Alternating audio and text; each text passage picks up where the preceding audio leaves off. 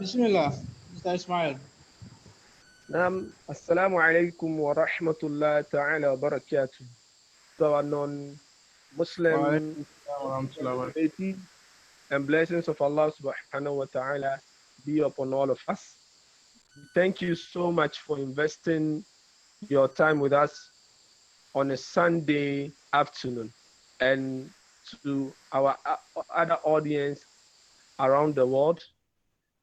Today we will have an amazing panel from Pakistan, and they would talk to us on the Islamic economic principles and finances that we need to understand in helping us to shape up our economic capability as an ummah.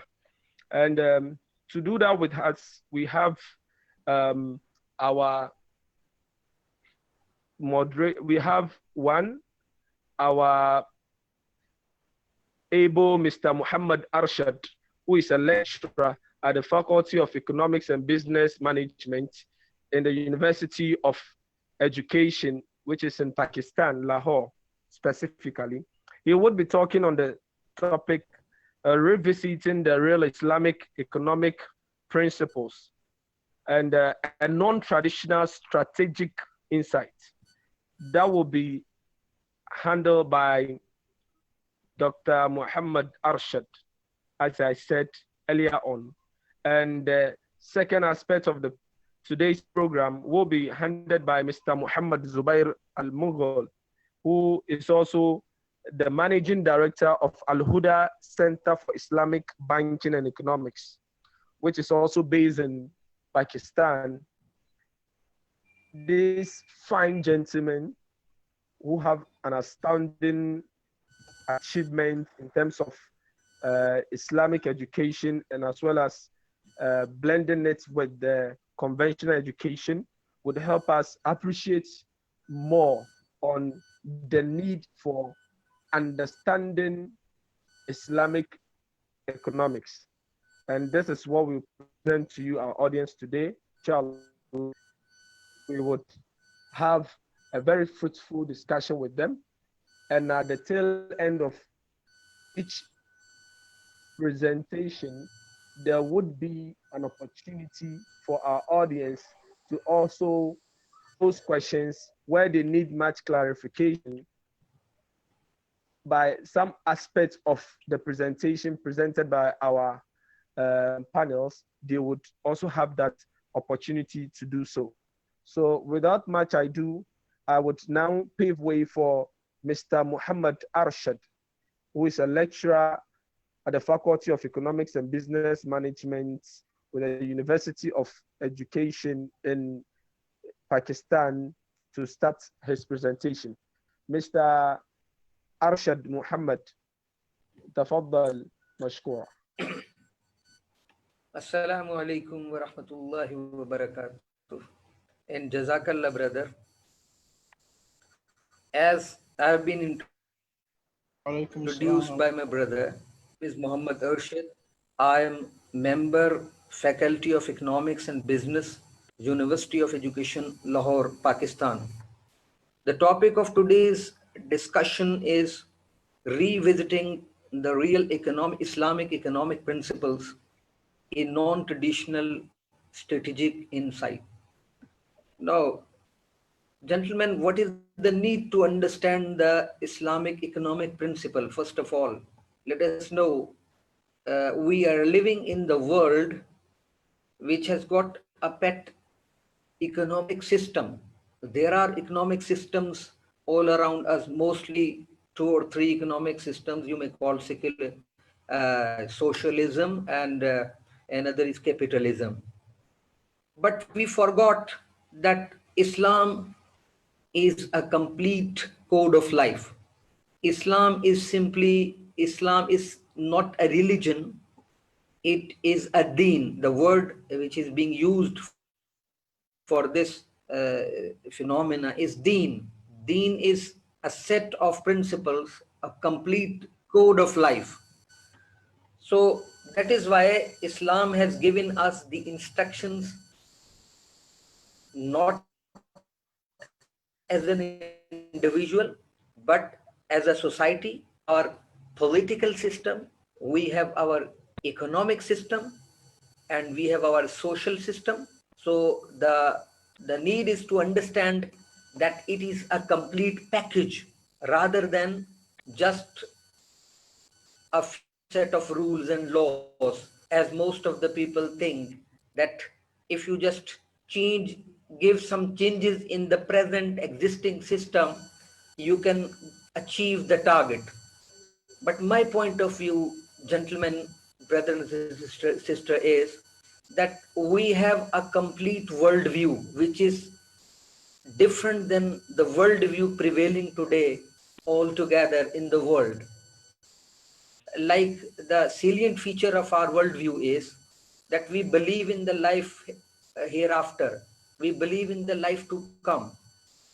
Number one thing, we believe in the life to come, that we people will after the death, we will face the accountability by Allah subhanahu wa ta'ala. And whatever we do in this world, the result will be shown to us in the life to come. This is the main principle to be focused upon when talking about any system. So we are dealing in today's world, the prevailing system is a secular democratic system in all around the world, capitalistic secular democratic system all around the world. Usually they do not bother about the life to come. So the first thing that we must understand, that Islam has you can say a complete code of life. It has got its peculiar worldview, in which we Muslim believe that we are answerable to Allah subhanahu wa ta'ala, and we just not focused upon the benefits of this mundane world, but also we must focus upon the benefit to be faced in the life to come. So this is the point which we should understand first, as far as Islamic strategic insight is concerned.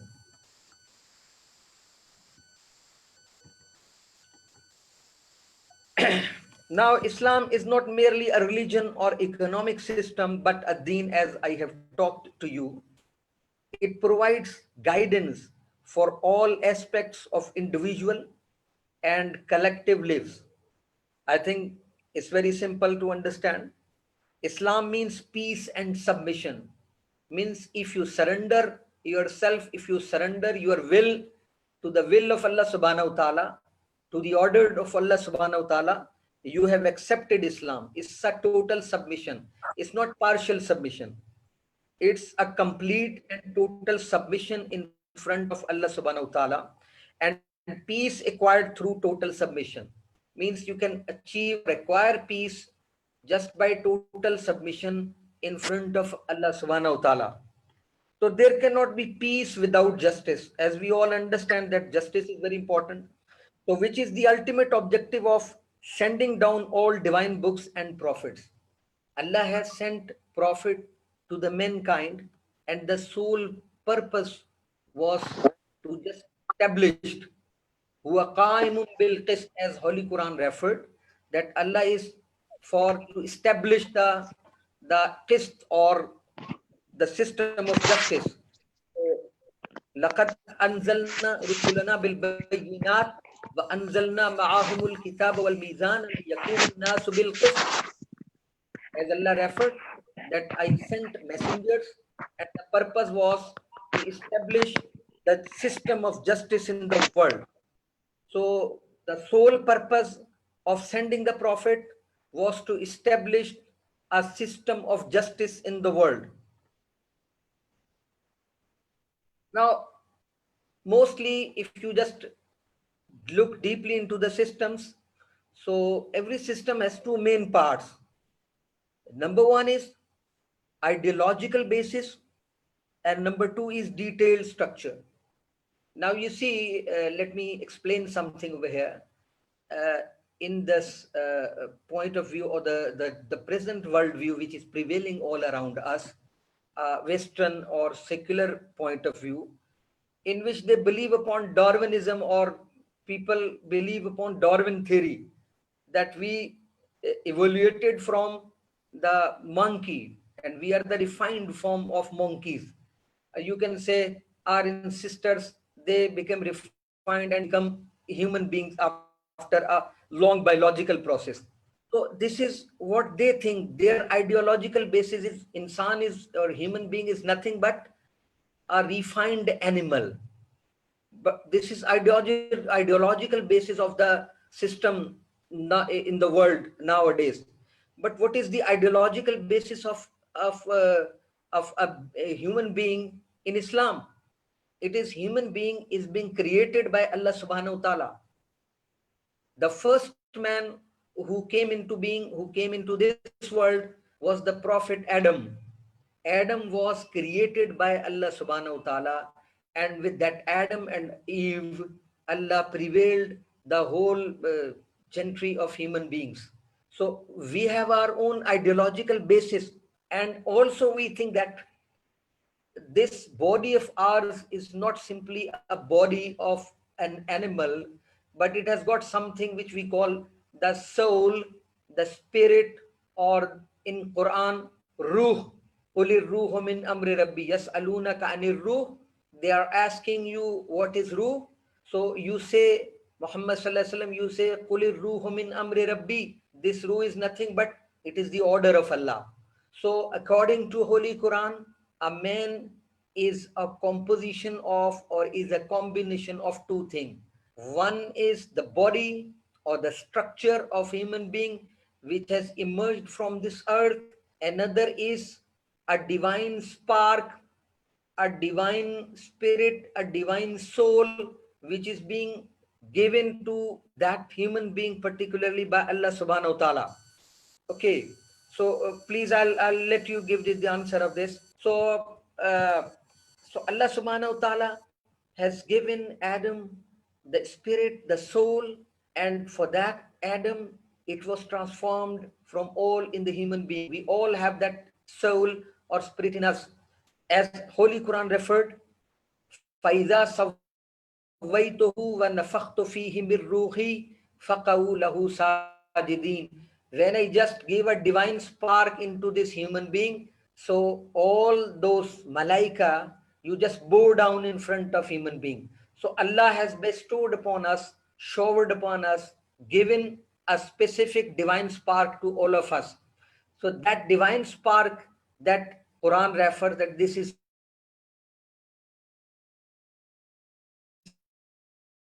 our ideological basis and the detailed structure. Now the ideological basis of the two known economic system. Let us talk about economic system. So right now we are being introduced the two main systems, capitalism and socialism. So the ideological basis of the two main known economic systems are materialism. Means they focus upon this world. They focus upon the material aspect of this world. They do not bother about the supernatural things. They don't bother about what is beyond this body, what is extraterrestrial things. They don't believe in it. So ideological basis of Islam, on the other hand, is Iman. And Iman, when you say Iman, so you refer to the Holy Quran. There are three Imans particularly being defined in the Quran again and again. That is Iman Billah, Iman bil Risala, and Iman bil Akhirah. Means Iman on Allah subhanahu wa ta'ala, Iman on the Holy Prophet sallallahu alaihi wasallam, and Iman in the Day of Judgment. So these are three triangle to be believed in. We all Muslims have to.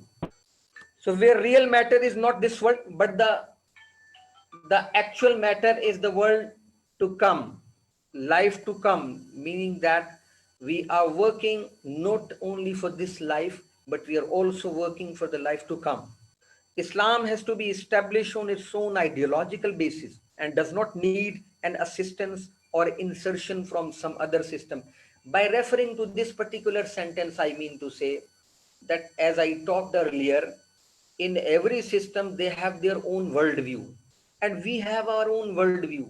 The Western civilization, which is prevailing all around us, has got its own worldview, and they have got their institution building according to that particular worldview. On the other hand, we Muslims have got separate worldview. So our institutional building should be based upon the worldview we believe in. This is the point. Means we have our own social system, we have our own economic system, we have our own political system, and it will not be in just simply in a you can say space, meaning that you cannot establish just single economic system somewhere before implementing the rest of the system of Islam in the society. You cannot just peg, you cannot just repair the present system by adding few of the features of the system of Islam. Rather, the Islamic system will work accurately only when we take that system as a package, as a total package in totality. So let me give you a different economic systems and overview. I believe that most of you already know this because this is scholarly discussion. But for the sake of just to remind you, let me give a brief introduction to known economic systems. Number one is capitalism, an absolute and unconditional right to private property. And the catchword of this system, freedom. You might have listened freedom of expression, freedom of speech, freedom of trade. Everywhere they talk about liberty, and perhaps many countries have built up Statue of Liberty like that. So freedom, their catchword is freedom. Capitalism talks about freedom, free market economy, laissez-faire principle. So let the market should decide what to produce, how to produce, and where to produce and how it should be distributed. All those questions which is being you can say come across, they are answering it with the freedom. So market forces, the brutal market forces, you should rest all these activities upon the market forces so that they can they can auto correct themselves. So the capitalism want market phenomena to auto-correct through demand and supply forces. I hope this is clear. Socialism, on the other hand, total denial of right to private property with the exception of ownership of some articles of personal use. And the catchword of this socialism is equality.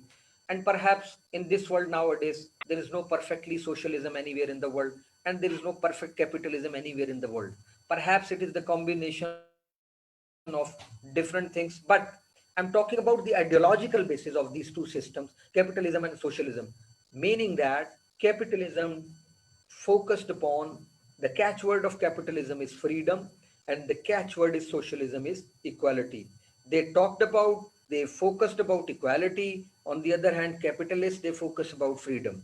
So these two systems are head to head with each other. They perhaps in the past they went head to head with each other, like Soviet Union. Now it is only a Russia, and most of the part has broken. So and America, on the other hand, is the symbol of capitalistic economy. So they say freedom, and on the other hand, socialists say equality. Now, what is the point of view of Islam and the Islamic economic system? Right to property, but not absolute, and unconditional to cause disorder on the earth. Islam give you the right. You can be the owner of the property, but that property should be distributed equally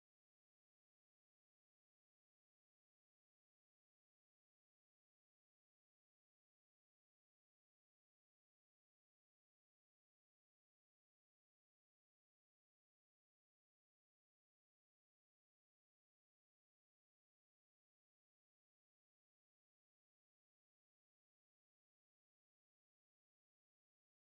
economic system.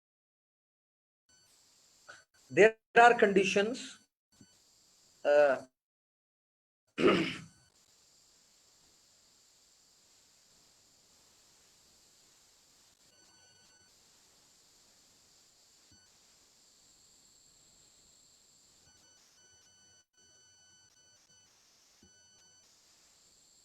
so it's a balanced approach, as I talked about, that we have not the absolute right to have our own property. Perhaps here I want you to introduce another a very interesting concept of Islam, that is called Tawheed. If somebody asks me what is the catchword of Islam, so I may say that that catchword is Tawheed. Tawheed is what? Tawheed is oneness of Allah. So it's not a thing that one can achieve one time and now it is with you. It is a continuous process. It is a continuous process. So Tawheed or oneness of Allah is everywhere. In economic system, the the slogan of Tawheed is being embedded in the way that you are not actually the owner of the property. You are actually the supervisor of the property. You have no right to just disappear your property by your own, or just spend it lavishly. Rather, you have to follow the instructions of Allah subhanahu wa ta'ala. Everything belongs to Allah. You are only the trustee. You are not the master. You are only the trustee. This is the main concept of Tawheed. If you believe that I am the master of this piece of land, I am the genuine owner of this piece of land, it means you are involved in shirk. If you believe that I am the genuine owner of this land, piece of land, you involve in a kind of shirk. Rather, you say, I am not the real owner. I am the owner for the sake of just usage of it, and I'm bound to use this particular property according to the will of Allah subhanahu wa ta'ala. I think this point is clear. So, right to property, but not absolute and unconditional to cause disorder on the earth. Freedom and equality are two basic essential human values, and Islam does want to promote and maintain them. No, on the other hand, I must say that Islam doesn't say that there should be no freedom for the human being. Holy Prophet has given a very good example for a mu'min. A mu'min. Who is the mu'min? Who is the believer? A true believer. The Holy Prophet given an example of a horse. A horse tagged with the help of a rope. That horse has got some freedom to move here and there, but he cannot go beyond that rope. So similarly, a human being, which is a Muslim human being, is tightly robed with the guidance of Allah subhanahu wa ta'ala. He cannot move beyond that boundary line, beyond that domain. So Holy Prophet has given the example of horse. As the horse is has got some liberty to move in a particular circle, and that horse does not have the liberty to move out of that particular circle. Similarly, human beings have got some liberty to move inside the genuine instructions given by the Allah subhanahu wa ta'ala and the Holy Prophet, and that man or Muslim should not go beyond those limits. So this freedom and equality is also embedded in Islam, but freedom not at the cost of equality, and equality not at the cost of freedom. I must repeat it. This is a very good sentence. Freedom not at the cost of equality. Freedom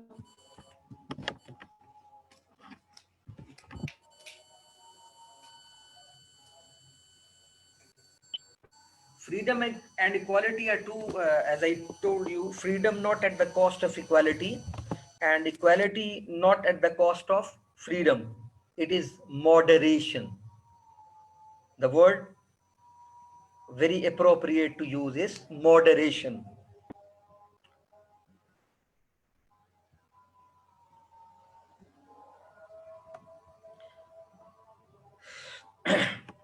Now, that socialism was actually an emotional reaction against evil consequences of capitalistic economy. This sentence you may differ with that, but I believe it was an emotional reaction against evil consequences of capitalistic economy, especially the element of inequitable distribution of income.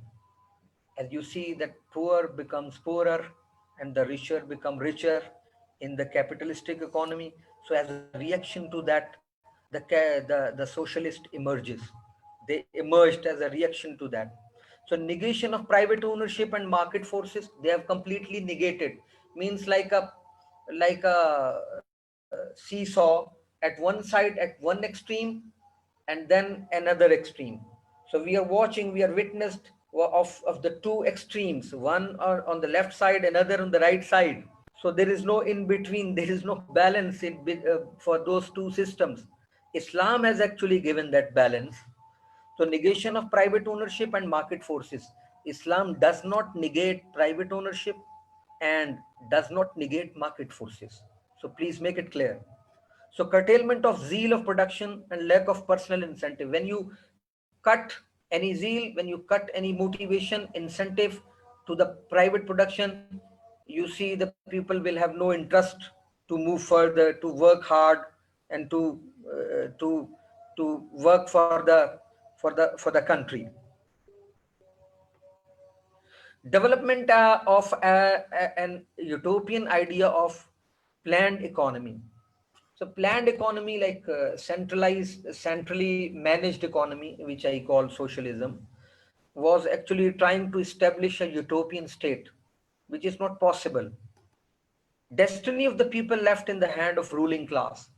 There are a group of people who actually set on the seats, and they want to drive whole the economy in one direction, in a direction according to their own will and wish. Existence of one big capitalist, on the other hand, you may say that it is simply the existence of one big capitalist, like it happened in the past in Soviet Union, the state which treats the people as part of machines. As I've told you that this was an example of Soviet Russian government.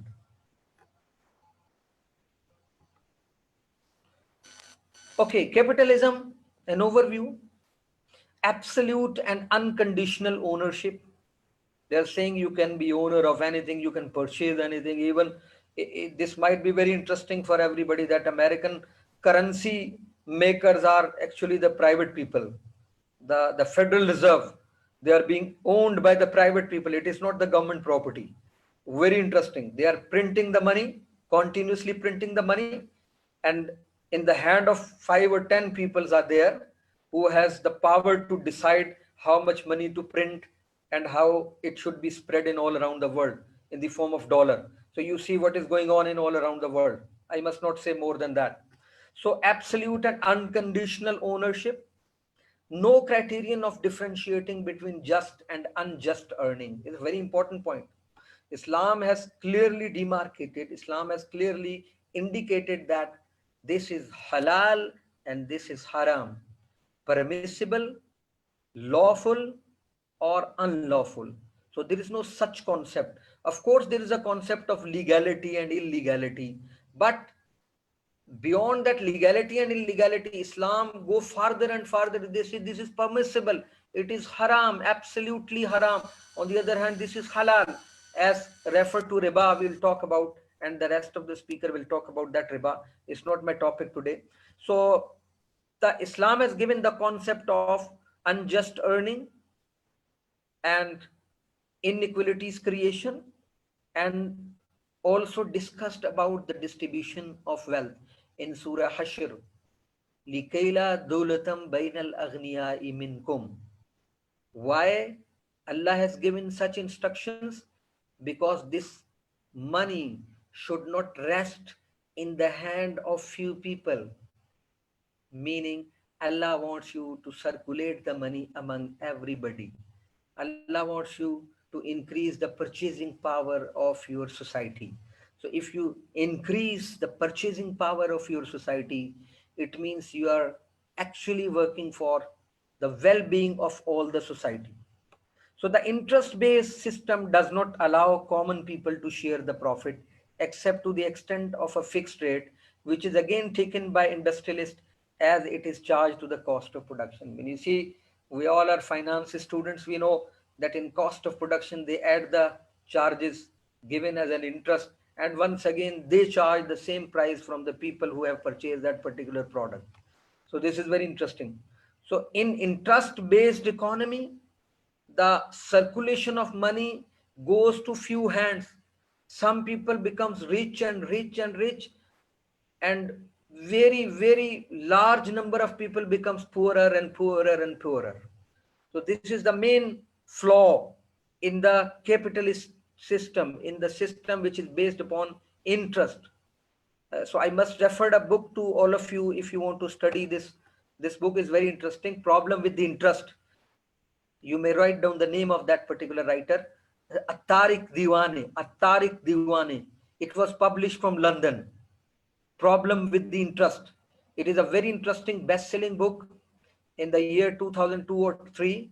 I don't remember the exact year of the publication of that book, but that book was very interesting, in which he discussed each and every aspect and the problem which is based upon this interest-based economic system.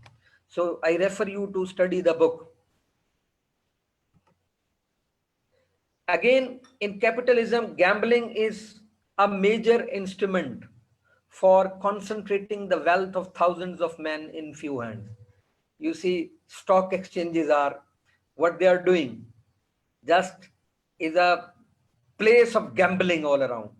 The people with very little money, they are being preyed by the people who have a very high amount of money. They are just being preyed by the people who are very rich already.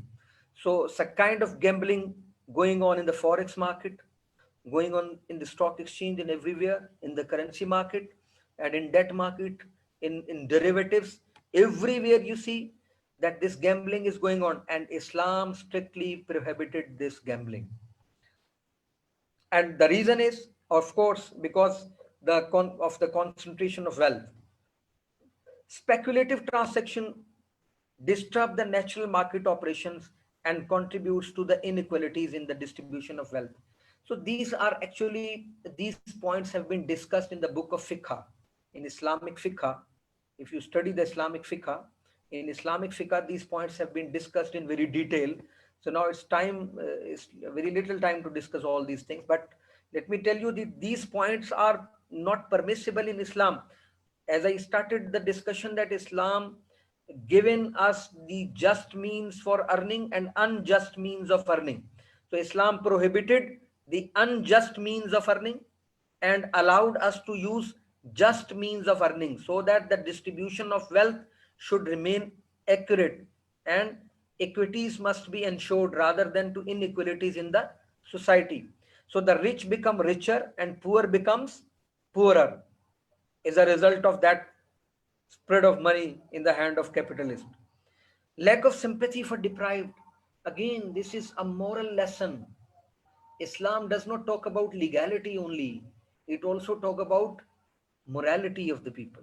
It also take care of the people who are deprived in the society. Now there are welfare state in the European countries, but again that welfare state is not to that mark which Islam actually established in the time of the Khilafat Rashida. As you know, the Prophet, the companions of the Prophet has established their Khilafah at that time.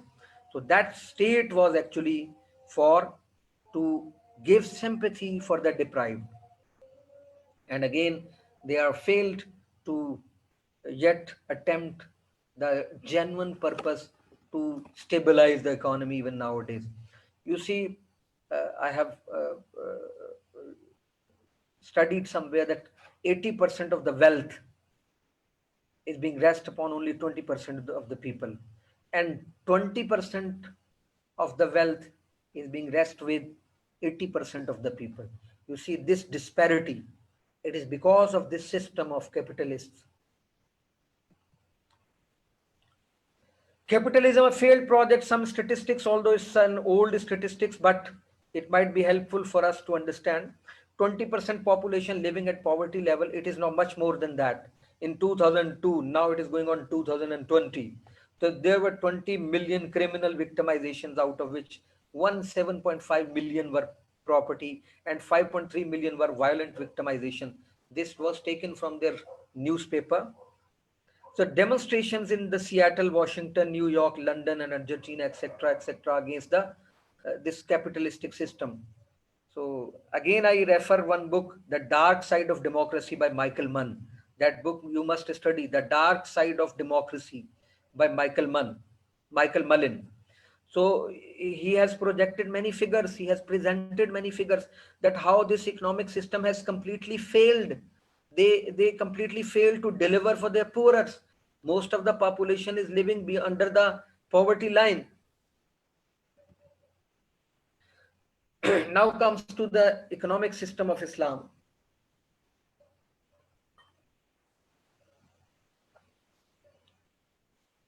I also recite the verse of the Holy Quran, لِكَيْلَا دُولَةً بَيْنَ الْأَغْنِيَاءِ مِنْكُمْ.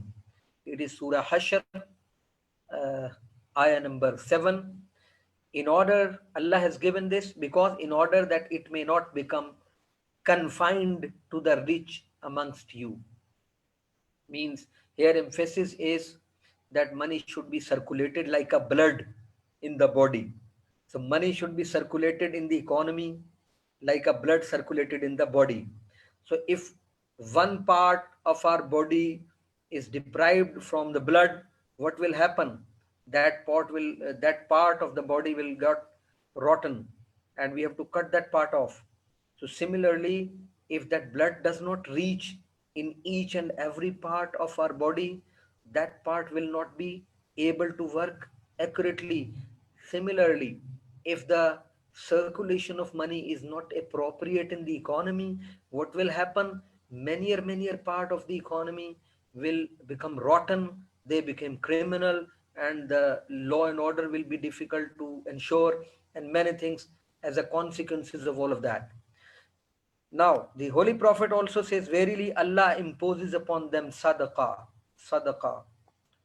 alms, on their wealth to be taken from the rich and then given to the poorer. So Islam has established the system of zakat. This zakat is what? To take money from the richer and to distribute that money to the poorer. So better the circulation, better the economy. This is what the slogan of today's, you can say, the research. They says that if you want to make an economy better, you make the circulation of money better, so that you improve the purchasing power of the people. As a result of that, economy will get better. So the objective of this is to everyone to function according to the ability, aptitude, own choice and liking. Market forces to be operative, everyone to get what is rightfully his. Equal participation in profit and loss. Now, one interesting thing I must share with all of you, many people among you might have studied the book of Karl Marx, Surplus Value. So Karl Marx actually talks about surplus value. And Karl Marx says, where does this surplus value comes from? So he says this is actually the compact form of those laborer which they are being deprived of by the richer. This is what I'm making a summary of that. What is the concept of Islam about surplus value? It's very interesting. First question is, do Islam accept surplus value? Is it legal to have a surplus value? My answer is yes. It is legal to have a surplus value. If you have earned that money by using halal means or permissible means, you can have surplus value. Is that clear? I think. And now when you have surplus value, what is the utilization of that surplus value? Thus capitalism says the utilization of that surplus value is you have to just save it into the bank and the bank will give you the interest. and bank will lend that money to the industrialist, and industrialist will make a productivity and add that cost of capital into the product's cost and receive once again that cost from the consumer. What is the solution of Islam? Islam says, first of all, first point, the highest degree. As I'm the teacher, I think there are students who secure 4 CGPA, another student secure 3.5 CGPA, another student secure 2.1 CGPA. All students are passed.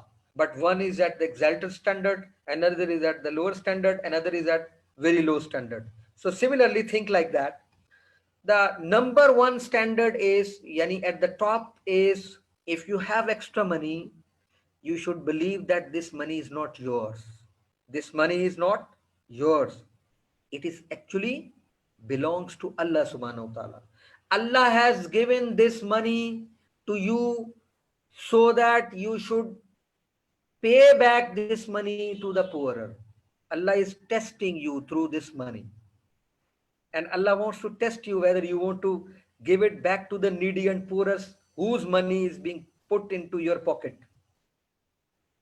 This is first and foremost standard. Now, if I return that money to those people, so Allah will say, you are at the highest standard. But Allah knows that many people will not do that. Even Muslims will not do that.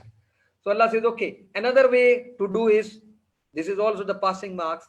If you have money and you have surplus value, you can give it to somebody as a debt, as a qarz hasana. You are not allowed to receive any interest. You give it, you fulfill his need, and after when he fulfilled need is being fulfilled, the person will return you back the same amount of money. This is called as qarz hasana. It is a good thing in Islam. So number one is just give it back to the poorer in the form of sadaqah, in the form of sadaqat and nafila. You have to give it back to the people, needy people, poorer people. Another standard is you have to just give it as a debt to the people who are poorer than you, and you get back your money. You have the right to get your original money back, not more than that. Okay. Now, there are people who even does not fall into this category and even wants to remain Muslim. So Allah subhanahu wa ta'ala given another opportunity for them. Okay, if you want to do something with that surplus value, you can invest it somewhere with the person to whom you become a silent partner, but now you are having a share in profit and loss. You cannot claim that I am only a shareholder in profit and I will not be a bearer of loss. You have to bear the loss as well. You have to bear the profit as well. This is halal. This is permissible. But this is not likable by Allah subhanahu wa ta'ala. As talaq, talaq is permissible, but it is not likable by Allah subhanahu wa ta'ala. So Allah does not like this thing, but even then it is permissible. And the fourth one to deal with that surplus value is to invest it somewhere and you get money back as in the form of profit, and you're least bothered about the loss. You just have to concerned about your percentage of profit. This is called riba. This is called interest. This is haram, totally permissible, impermissible, totally unlawful, illegal. Allah subhanahu wa ta'ala has referred it in Surah Al-Baqarah from 271 to 283. You just read on to these verses. You see, this is, they says, the kafir, they says that this tijara is same like the interest earning. But Allah subhanahu wa ta'ala says, no. Ahallallahu al-bay'a wa harrama al-riba. Allah permits the trade, but Allah did not permit the riba. So this is the difference. So I have given you the examples of 4 ladders, to which number one is you are standing at the top and then descending, and then descending, and at the last we fall into some pit dig. So this was I just explained it to you about the surplus value. So equal participation in profit and loss, wealth is circulate to equitable in equitable manner, gap between rich and poor to be narrowed. Allah does not want that some people are very, very poor and some people are very, very rich. Allah wants equitability. But it doesn't mean that Allah wants everyone equal in this world. No, this is not Islam's point of view. Islam says that everyone has the right to earn his or her livelihood. The basic necessities of everybody should be fulfilled. This is the main principle. The basic necessities of life should be fulfilled of every person in the society. And maybe there are few people who are richer, but it doesn't mean that many people who are living under the below the poverty line, and they are even not getting the bread for their livelihood. Two dimensions to be understood: spiritual dimension. Islam, in a sense, a spiritual socialism. Please try to understand this word. In a sense, Islam is a spiritual socialism. And if you talk about a legal dimension, it is controlled and internally managed capitalism. Controlled and internally managed capitalism. I think time is very short, so I must conclude this. This I have already talked about. Allah is the real honor. Allah has given fazl to his people, and is the bounty of Allah subhanahu wa ta'ala to the people that was given in the form of rizq.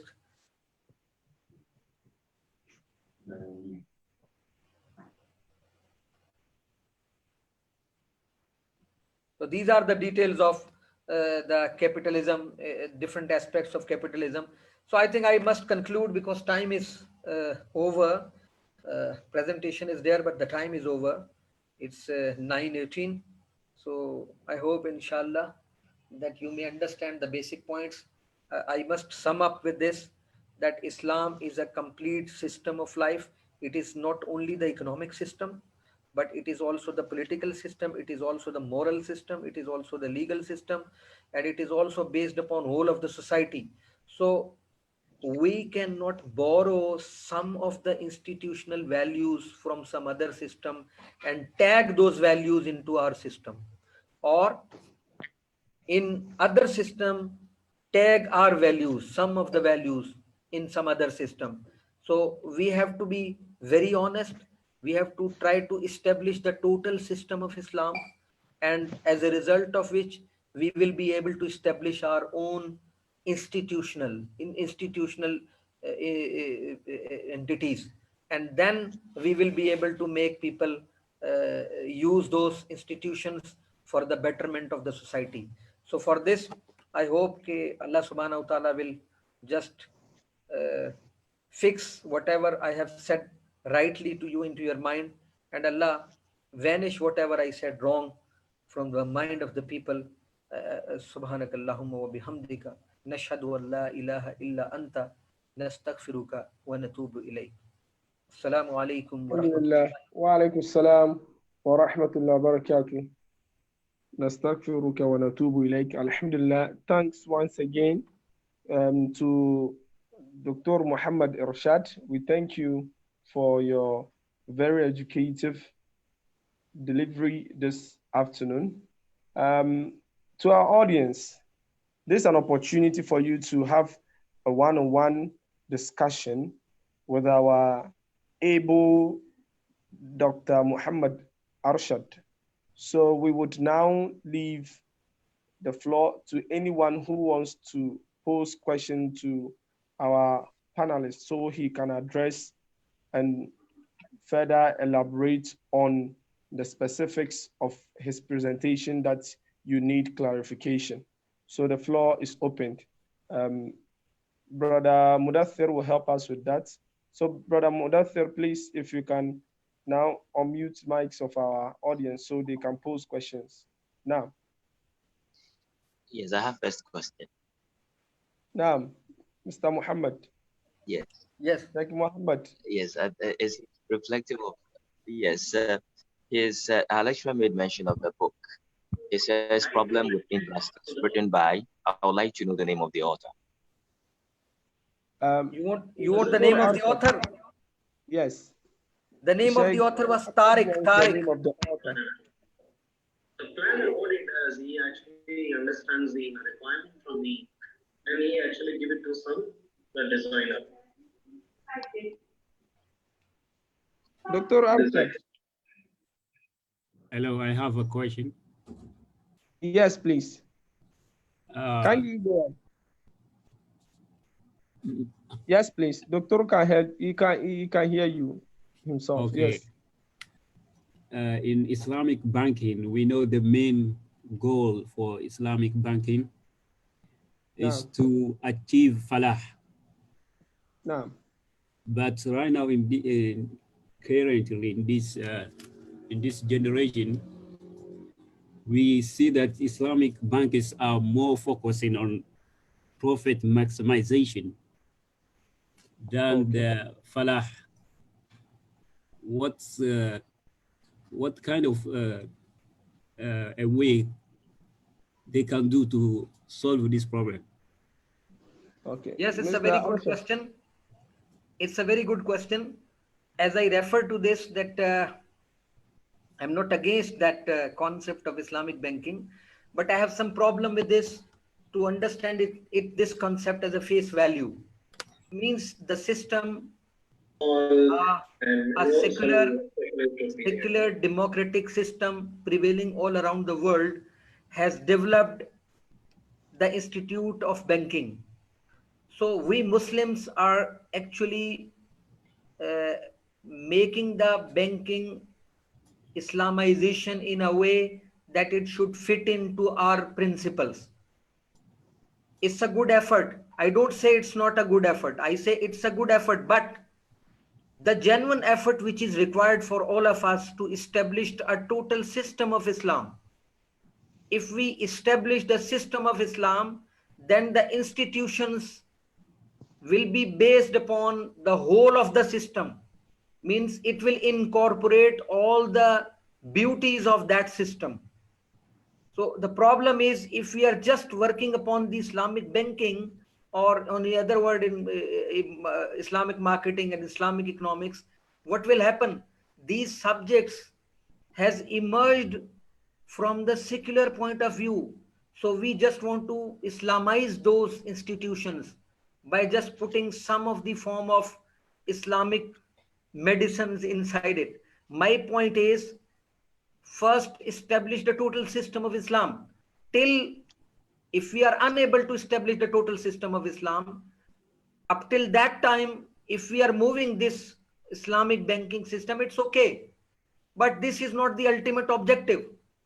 The ultimate objective is to establish deen in totality, and then emerged with that deen, the institutions will emerge, which is totally based upon the Islamic principles. This is my point of view. I'm not against Islamic banking. Rather, I must say that as Islam is the total system of life, it is a complete code of life. So better we have to establish deen first, and then from that deen, the institutions will emerge, which will incorporate all the beauties of that deen. This is my point of view. I hope it's clear. Now, there's a follow-up question, Mr. Arshad. In assumption that within our economy, as a Ghanaian economy, we know it's not founded on the principles of the Sharia. Now, in this context, how can someone initiate some aspect of the Islamic economy as in a business venture? How can someone start or initiate that process? Although we are not opportune to be in an economic environment which suits the Islamic concept. No, again, I must say that as far as the condition of istirar is concerned, istirar is the word being developed by fiqh. Istirar means as the condition in which uh, uh, you are compelled to do something. You are very much compelled to do something. Since there is no even an inch of the area to where Allah's deen is established, so we are being compelled to work in the system which is already being prevailed over here. So that is why I said till that time it is okay if we are working with Islamic banking, but it is not the ultimate objective. We should work to establish the total Islamic system. This is my point of view. For Okay. that, till that time, it's okay if you are working with Islamic banking. It's okay. They are just providing you the alternative as compared to the interest-based banking. It's okay, but this should not be the ultimate objective. The ultimate objective of every Muslim should be to establish deen, establish the complete code of life, Islam, so that we can build up our own institutions who can manage that surplus value in a way Islam wants. Okay. Okay. Thanks for that clarification. Please, do we have more questions to ask? Last question. Yes, please. Mr. Ibrahim Samad, Abdul Samad. Now, please. I have a Can last you go question. ahead with your question? Mr. Ibrahim, can you go ahead with your question? Okay, Suleiman. Okay. Suleiman, Sheikh, okay. Sheikh. Yes, I have a question. There is some banks that are using bail-ina. And bail-ina, we know that most of the scholars do not agree on it. Because if you look deep on it, it looks like riba. What is your opinion about that? My brother, I think I have already spoken about this, that I believe that until this system is not established, if we are working such systems, and if we think that this is not, you can say there is a suspicions in that particular transaction, we should avoid that according to the Holy Hadith. So we should avoid even those transactions which have got some suspicions in it. But till then, since we are not have alternative, so we have the alternative in the form of Islamic banking. It's okay, we have to do that, but our focus should be to establish deen. This is the primary focus for every Muslim. It's a primary objective for every Muslim to establish deen first, so that we have to build up our own institutions. Those you are talking about functional aspects of banking system. I am talking about strategic aspects of the system of Islam. Am I clear? Yes. Security objective. So There can be lot of disagreement in functional aspects. You might agree in something, I might not agree with the something. These are functional aspects. I am talking about strategic aspects. So if you have any question about those strategic aspect, if you have any question about the worldview I am presented, you can ask. Okay. Mr. Ibrahim Abdul Samad, please kindly go on with your question. Assalamu alaikum. Wa alaikum salam, Mr. Ibrahim. Alhamdulillah. Thanks Please so much for kindly. giving me the opportunity. Yes, okay. It's okay now. Yes. Yeah. Can you go on? So, in fact, first of all, I will thank our presenter for his efforts and the organizers of this particular program. May Allah reward you abundantly, inshallah. Doctor, what I want to ask is, as we generally, it is known that in Islamic finance or Kindly go on. Mr. Ibrahim. Mr. Ibrahim.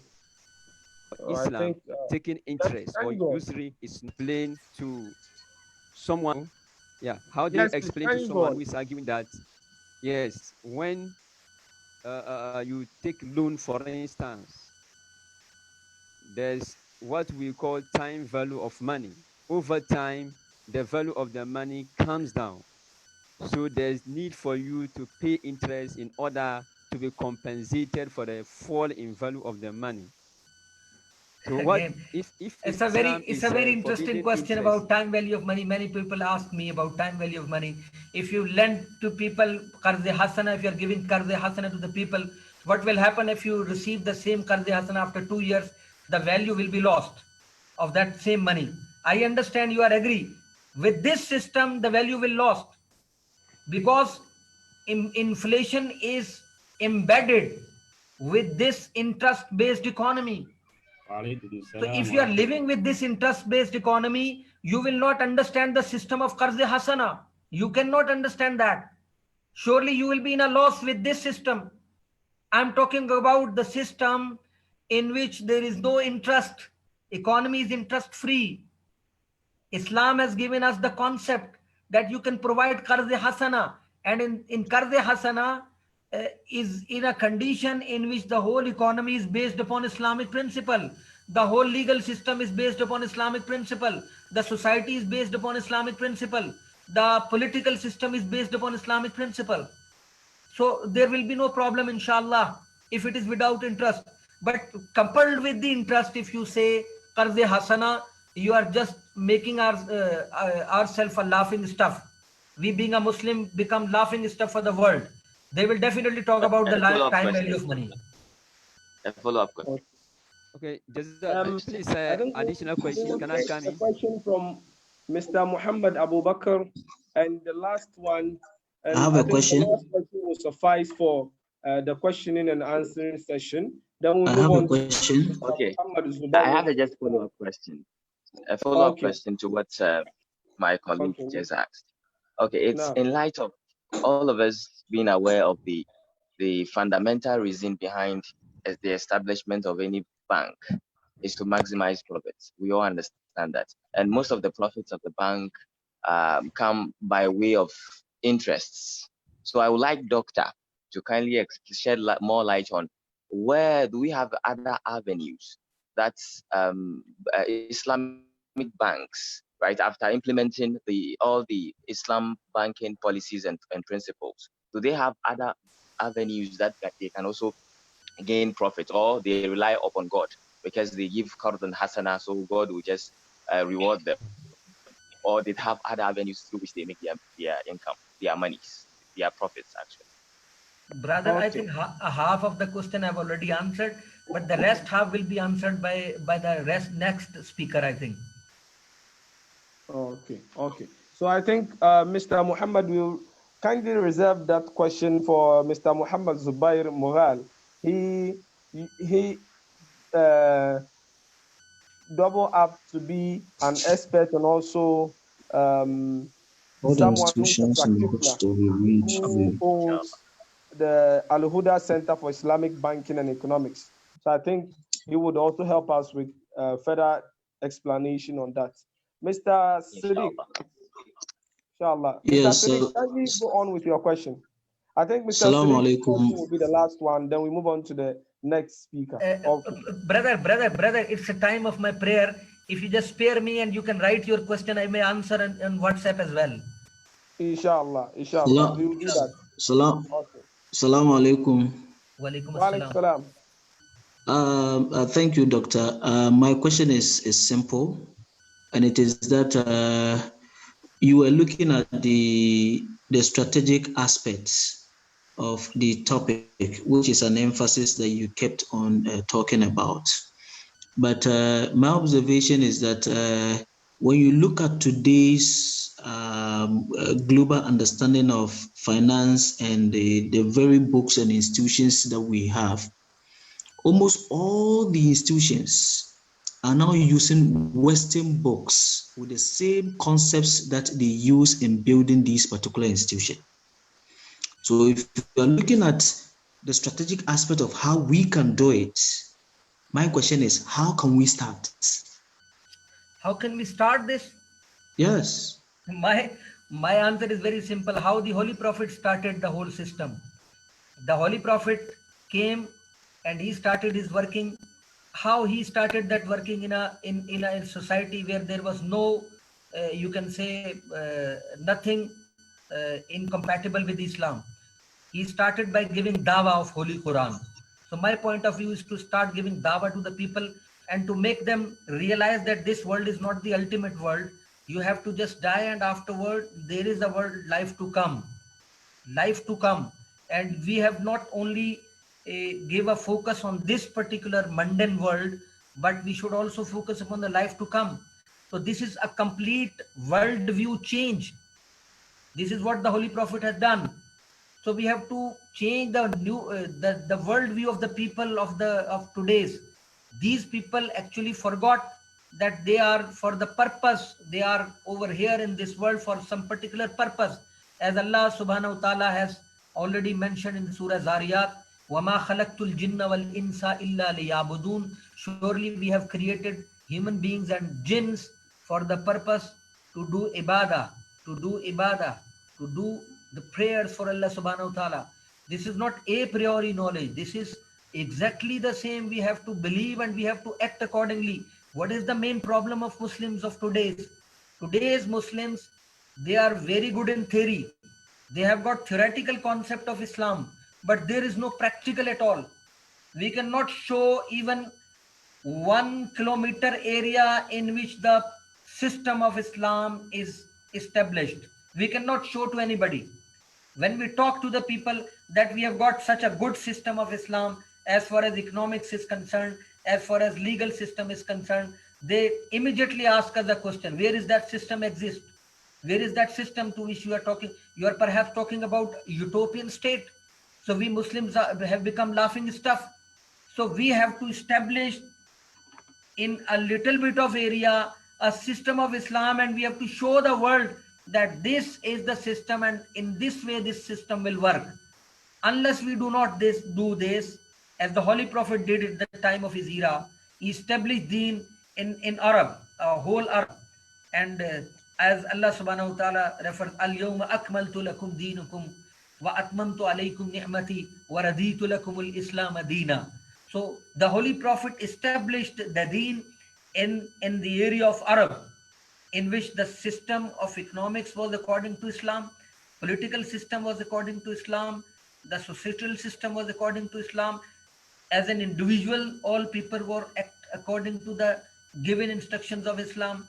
So the Holy Prophet has established, and then after that Khilafat Rashida, and then after that till the Ottoman Empire fall, we Muslim worked with the system given by Allah subhanahu wa ta'ala, and it was abolished by the Britishers in 1924, perhaps 1922, if you might remember Ottoman Empire. So they were using the same fiqh concept of Islam in their, although there were misconceptions, although there were wrongdoings in that also, but they were, unless 90% they were working upon those systems. That is why they established empires which was lasted 1,600 years, 700 years. This was because of the system. So my point of view is, we can do this as the Holy Prophet did at his time, to start giving dawah to the people and start realizing them that this world is not the only world to live. There is a love, there is a world hereafter, there is a world to come. We have to be answerable to this, and we have to also change our life according to that requirement. This is the main thing. Yes. Now, I think your deliberation and response to that particular question is been appreciated, and we have now gotten the whole concept that let's try to institutionalize Islam and be practical at it. When we are practical at it, it will even sell Islam in a way that will be attractive to non-Muslims to even buy into our ideology. Then we start off from there. Excellent, brother. Excellent. Muhammad Arshad has made it clear to us. Mr. Muhammad Arshad, we thank you once again for investing your time with us. And we would like you to be on hold, although we know your session has ended. We will now call upon Mr. Muhammad Zubair Moghal who is a managing director of Al Huda Center for Islamic Banking and Economics. He would dwell on the topic, building a sustainable Islamic finance institution by mobilizing local funds in Ghana. He would help us to understand and also initiate some particular financing concepts which can enhance our fund mobilization in Ghana and as well as institutionalize our dream for an Islamic institution in Ghana as in finance. So Mr.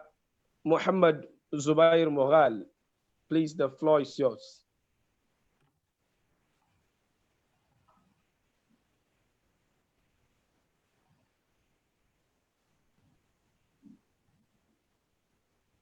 Okay, please kindly comments.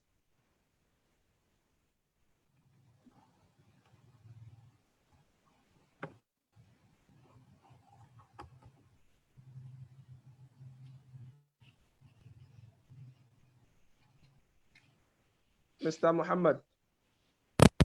Assalamu alaikum. Are you listening me?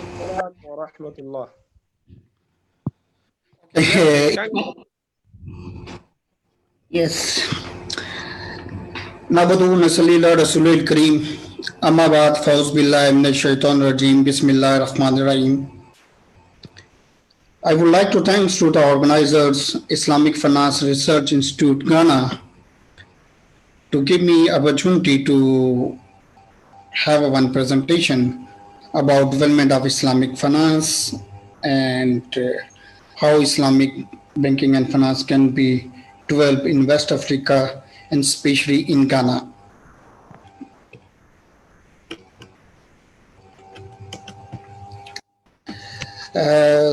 Before to start the presentation, I would like to have a brief overview about my organization, Al Huda Center for Islamic Banking and Economics, basically working for development of Islamic finance in different parts of the world by having their dedicated services of advisory, consulting, research and development, education, and capacity building. And we also provide Sharia advisory, and we also publish some publications on Islamic banking and finance.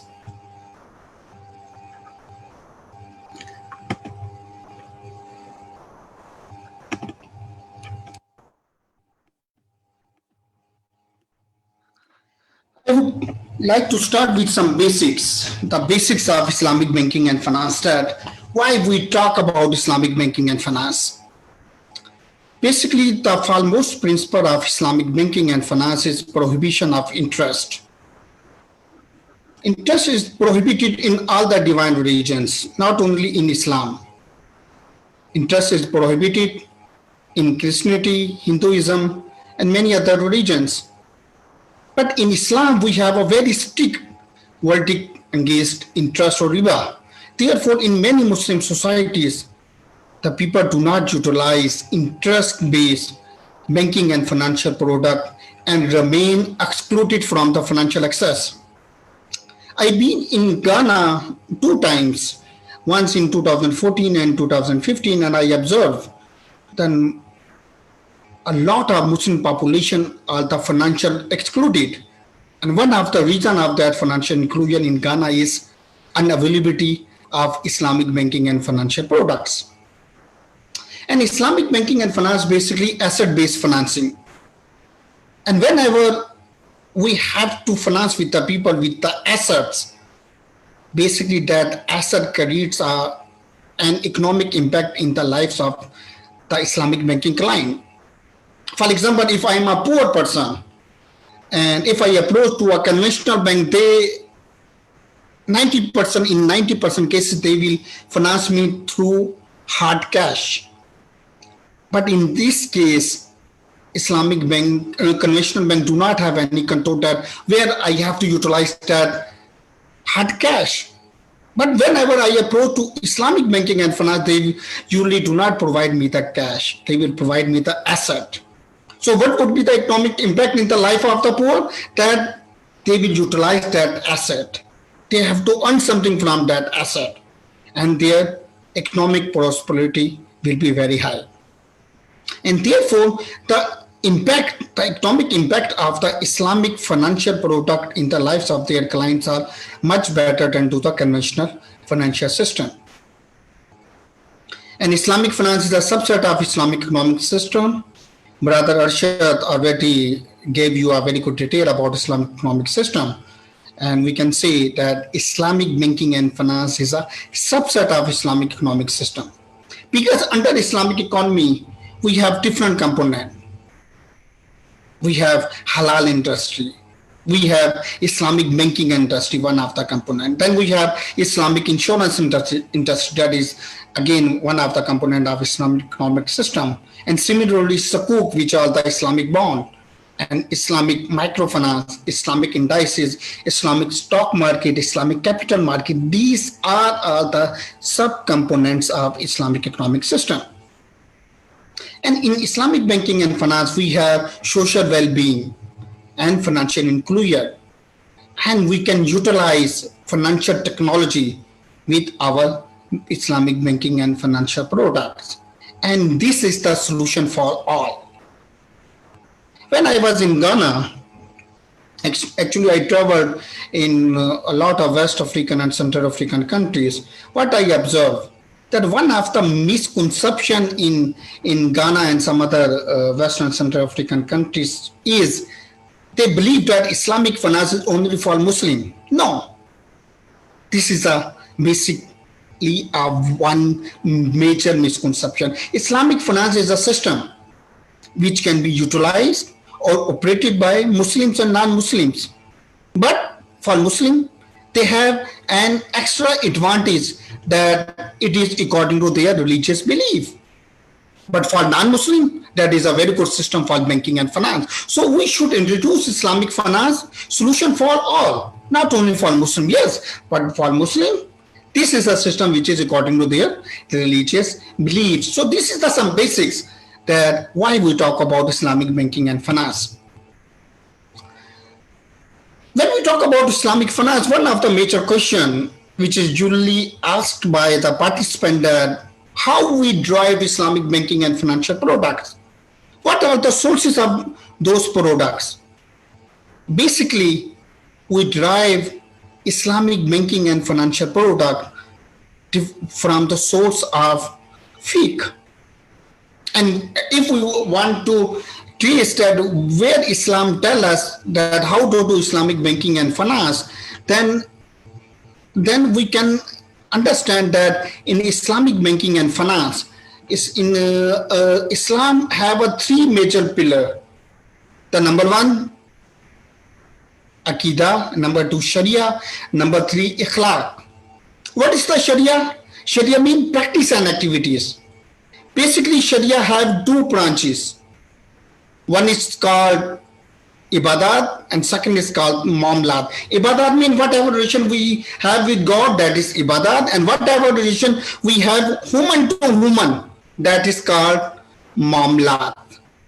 And in Muamalat, we have political activities, economic activities, and social activities. And under economic activity, these are the trace route where Islam tells us how to do Islamic banking and finance.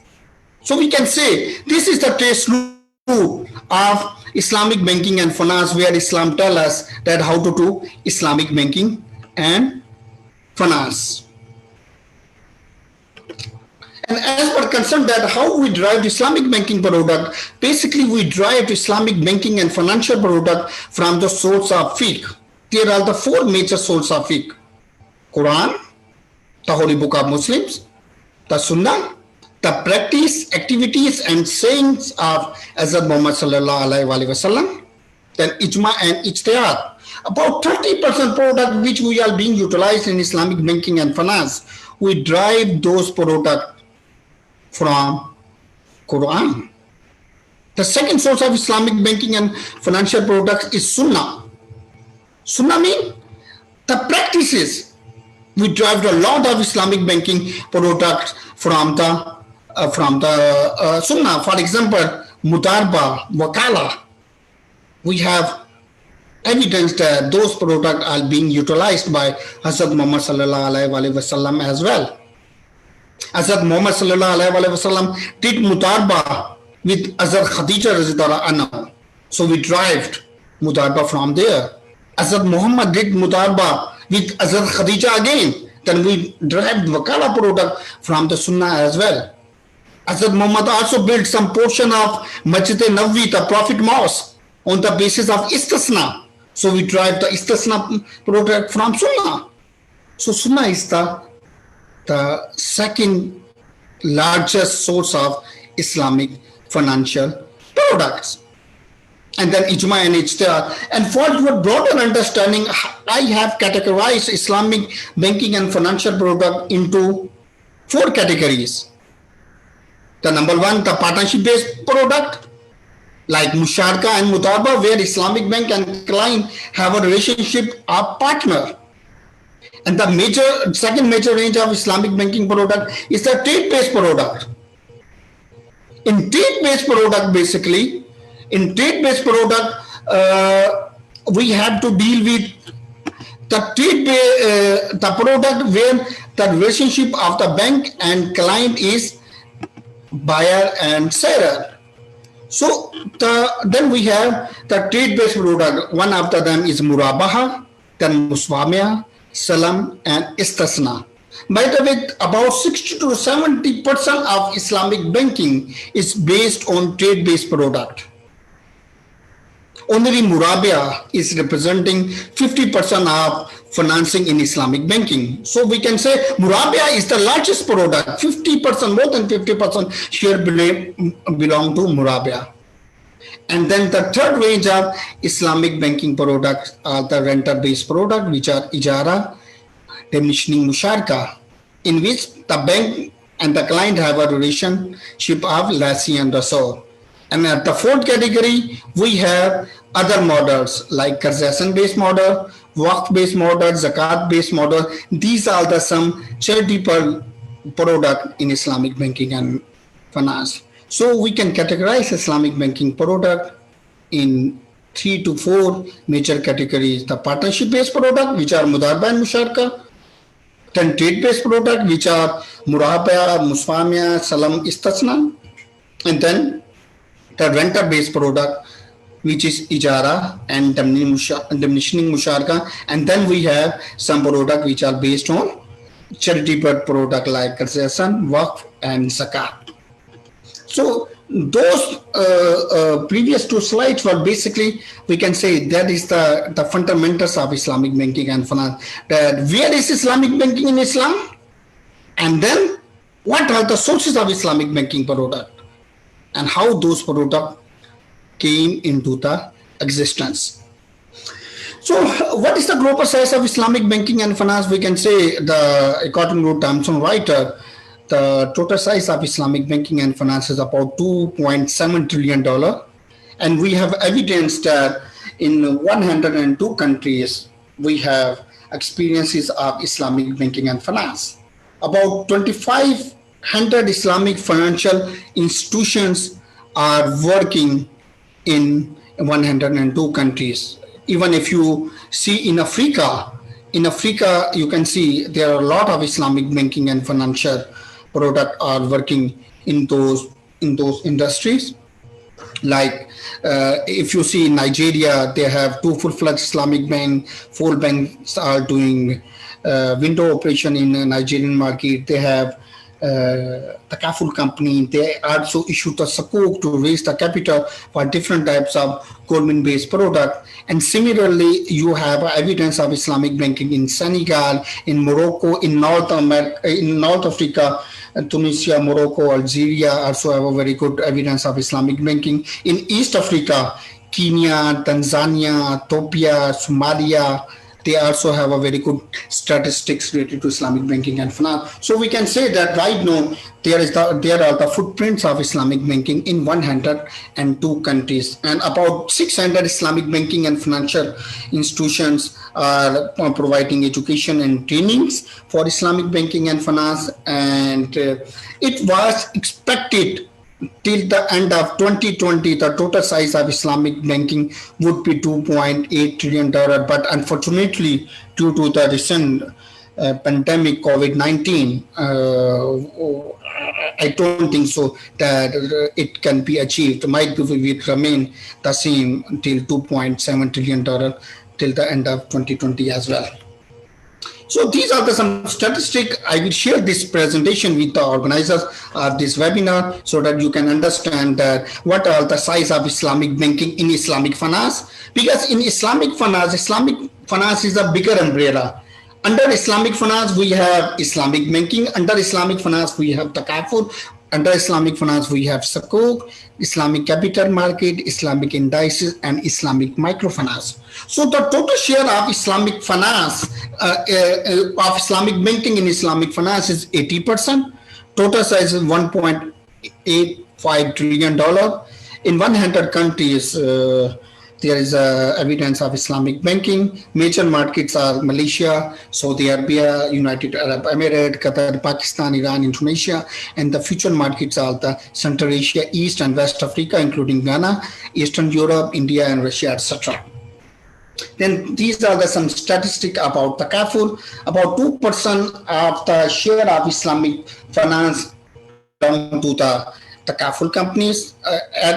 About 300 takaful companies are working in 57 countries. I have some experience to work with some takaful companies, work for some takaful companies in Senegal. I've been in Senegal, Cameroon, Burkina Faso, and as well as Nigeria. So in West Africa, the takaful concept is also emerging. In North Africa, already Morocco, Tunisia, Algeria already have a very good example of takaful industry. By the way, it will be a very good news for you that the first takaful company was established in Africa. That was in Sudan, that in 1979. And after that, other takaful companies were established in the Middle East, in Malaysia, and some other part of the world. So the first takaful company was originated by the African continent. So these are the global map where the takaful companies are working. The red dots are representing where the takaful companies are working. In New York, you can say there is a one takaful company. You can see takaful company in Nigeria, in Senegal, in Algeria, as well as in Tunisia, in Sudan, and many other parts of the world. About 300 takaful companies are working, while 25 free takaful companies are reinsuring the Sharia compliant business of the takaful companies. Then Sukuk is again the emerging market. The 40% share of the Islamic finance belong to the Sukuk market, and the total size volume is about more than 350 billion US dollars. And for example, for Africa, again, Africa have a very good experiences of Sukuk. Nigeria issued multiple Sukuk, Senegal issued a Sukuk, even Burkina Faso issued a Sukuk, and South Africa also issued a Sukuk. And it was a very good news for you that whatever Sukuk was issued from Africa, that Sukuk were always oversubscribed in international market. Even Burkina Faso, who have B+ rating in international spectrum, when they issued a Sukuk, that Sukuk was oversubscribed as well. So Sukuk is again an emerging market for Ghana as well in the future, inshallah.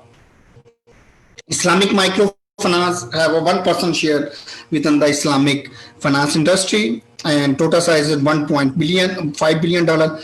500 Islamic microfinance banks and Islamic microfinance institutions are working in different countries. About 9 years back, yes, I met with one gentleman in Middle East, and then again I met with him in London. he established one bank with the name of Ghana Islamic Microfinance Bank. I do not know what is the current situation of that bank, but at that time they were striving to raise the capital.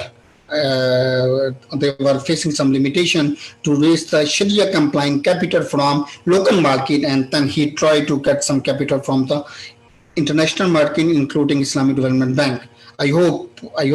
And when I was in Ghana, then I also met with some people. They have some small programs in Islam for Islamic microfinance, and I visited their offices as well. In different locations, they have a small program, but they were trying to establish Islamic microfinance in Ghana. But again, Islamic microfinance is a very good product, very good instrument for poverty alleviation. So I believe that poverty do not have any religion, but in certain religions they have a specific treatment that how to address the poverty issue. So Islamic microfinance would be an ideal instrument for poverty alleviation, social development, and after the pandemic COVID-19, Islamic microfinance will definitely will have a very big shine for poverty alleviation and to address the post-COVID economic issue in the micro level. So these are the some details about Islamic microfinance institution. Then these are the some details of Islamic banking and finance educational provider like universities, Durham University, Salford University, Lathrop University, and many universities. Even in only in UK there are 22 universities who are providing bachelor, masters or postmasters program in Islamic banking and finance. So these are the some details about the university who are providing the different types of degree program for Islamic banking and finance. Yes, I made some slide specifically for the Ghana market. So what would be the factor whenever you consider to doing Islamic banking in your country, or Takaful or Islamic microfinance or any Mudarba or Ijara type companies? So there are the certain factor which you need to be considered whenever you plan to do Islamic banking and finance. The number one, the fund should be free from the interest financing. Number two, all their insurance mechanism should be based on Takaful. Number three, that should be free from ghara. There should not be any ambiguity in those contract and structures.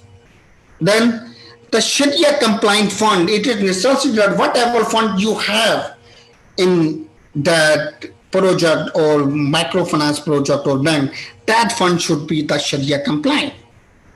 Then Sharia vetted product, that whatever product you have to utilize, either Murabia, Ijara, Salam, Istasna, whatever are those products should be Sharia vetted. Then Sharia compliance investment, that whatever investment you have to make, that should be Sharia compliant. And the quality training and human resource and ensure Sharia compliance in all aspects. So these are the major factor which need to be considered while doing Islamic banking and finance. So by the way, Al Huda Center for Islamic Banking and Economics is providing the services to the Islamic financial institution in all these aspects. Anybody who want to launch any type of Islamic financial product, Al Huda along with his partner Islamic Finance Research and Research Institute of Ghana, we can provide such services to you for a good foundation for any Islamic financial institution. So what is the challenges which is faced by Islamic banking and finance industry in Ghana? The number one, the misconception. There is a lot of misconceptions about Islamic banking and finance in Ghana. Some after Muslim women do not believe on Islamic banking, and non-Muslim definitely they do not believe. So there are a lot of misconception, and one of the major misconception is that Islamic finance is only for Muslims. This is the major misconception in that market. So we have to address all those misconceptions that Islamic finance is a solution of banking and finance. But one thing how you introduce your Islamic banking product, it will depend on you. The country in Ghana, what I would like to recommend, I would like to recommend that whenever you introduce Islamic banking product or Islamic financial product in your country, that product should be solution for all. It should not be only for Muslim. Let me give you one example. More than 30 African countries in East, Central and South Africa as well. What I observed in African market, there are a lot of misconception and lot of bad practices to launch Islamic banking as well. That if you introduce Islamic banking product as a banking product, then it will be solution for all. If you will introduce Islamic banking product as a religious product, then your product will remain limited with only Muslim. I give you one example of Nigeria and South Africa. I worked in the both markets. In Nigeria, the Muslim population is about 52-53% of their total population.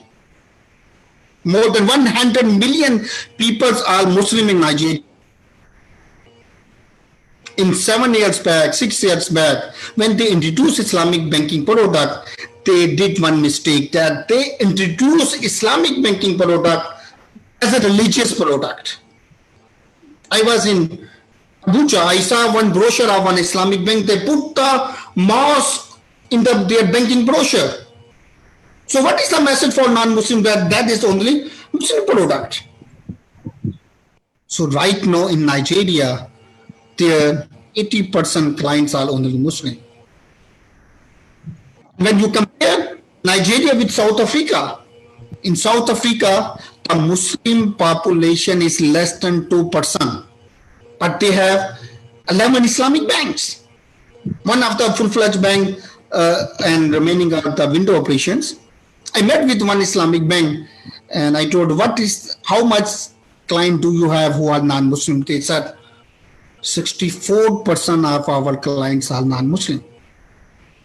Where Muslim population is less than 2%, but in Nigeria, where Muslim population is 100 million and about 100 million are non-Muslim, where the non-Muslim client is only 20%. So what is the difference? The difference of the approach. In South Africa, they introduced Islamic banking as a banking product, not a religious product. Therefore, it is the solution for all. Yes, that is a banking product, but based on Islamic Sharia principle, without any ambiguity. So in Ghana, again, whenever you have to introduce Islamic banking product, that should be solution for all. Second challenges for Ghanaian market is non-availability of Sharia compliant source of fund and Sharia compliant structure. This is another challenge. The need to develop uniform regulatory and legal framework. This is another issue.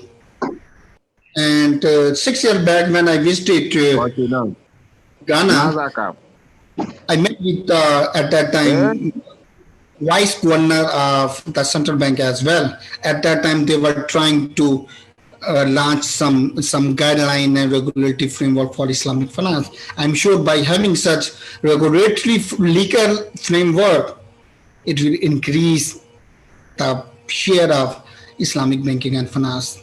Another challenge in your country's accounting, IT system and rating agencies for Islamic financial institutions are not available. The lack of quality human resource and the lack of quality trainings. Standardization of the product is another issue. When I visited Islamic microfinance institution in Ghana, then I saw a lot of issues in their products. But they tried to replicate the Malaysian product into the Ghana market. I was surprised. I told them that how you can replicate the Murabia of a Malaysian Islamic bank into the Ghana market. The number one, that product is designed for the Malaysian market according to their GDP, according to their banking structure, according to their regulation, according to their other factors. And you copy that product and want to launch in Ghana, how can that be successful? You have to introduce your product by having your own research. It will take hardly 1 or 2 months, only 2 months. You can design ideal product according to your market demand, market requirement. If you want to try to replicate or cut or copy paste product from other country to your country, in your country, then your Islamic banking will be failed, because those products will not be compatible with your market. So that is another issue in Ghana, reluctance of research and implementation and the standardization of the product. Then development of Sharia expertise. Yes, again in Ghana, there's a very good thing which I observed in your market. I met with some sheikhs, some Sharia experts. They have a very good knowledge of Islam, very good knowledge of Islam. And then I met with some bankers. They have a very good knowledge of banking and finance. But unfortunately, these both extremes do not have any linkages. We need to bridge the gap between Sharia scholar and the bankers. The Sharia scholar should understand what is the banking and finance. Unless they will not understand what is the banking and finance, they will not interpret for Islamic banking. And similarly, the banking and finance professional should understand what is Sharia. So when you will bridge the gap between the Sharia scholars and the banker, then you will generate an ideal human resource for the future Islamic banking and finance in Ghana. So these are some overall economic situation of Ghana. I understood that in 2019, about 6-7 bank wall collapsed in Ghana. So there are some issues with the Ghanaian banking and finance industry.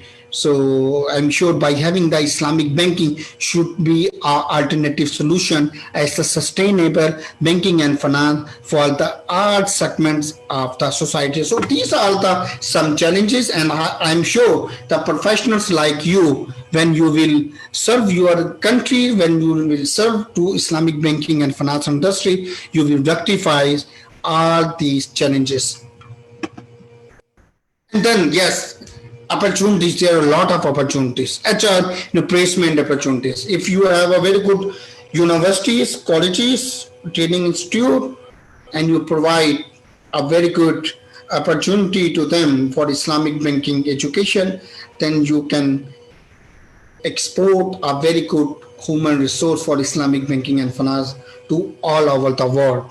I wrote one article that right now there is at least 50,000 Islamic banking and finance professionals are required all over the world. So it will be a very good human resource replacement by Ghana. Emerging trend and awareness. West Africa is an emerging market. You can play a vital role because 6-7 years back I was working in Nigerian market with some Islamic banks and takaful companies. I observed a lot of Nigerian businessmen were moving their business to Ghana. I told them, why you are going to Ghana? They said, Ghana is emerging. Ghana have a stability in the country, economic and political stability, and etc. So yes, if you will develop a good Islamic banking and financial institution, those institutions can be replicated to the other West African countries as well. Expansion of the market where conventional finance face limitation in Muslim majority countries and societies, social welfare and financial inclusion through Islamic microfinance. Emerging concept of saving is in Islamic banking and finance. And the one of the challenge was the funding.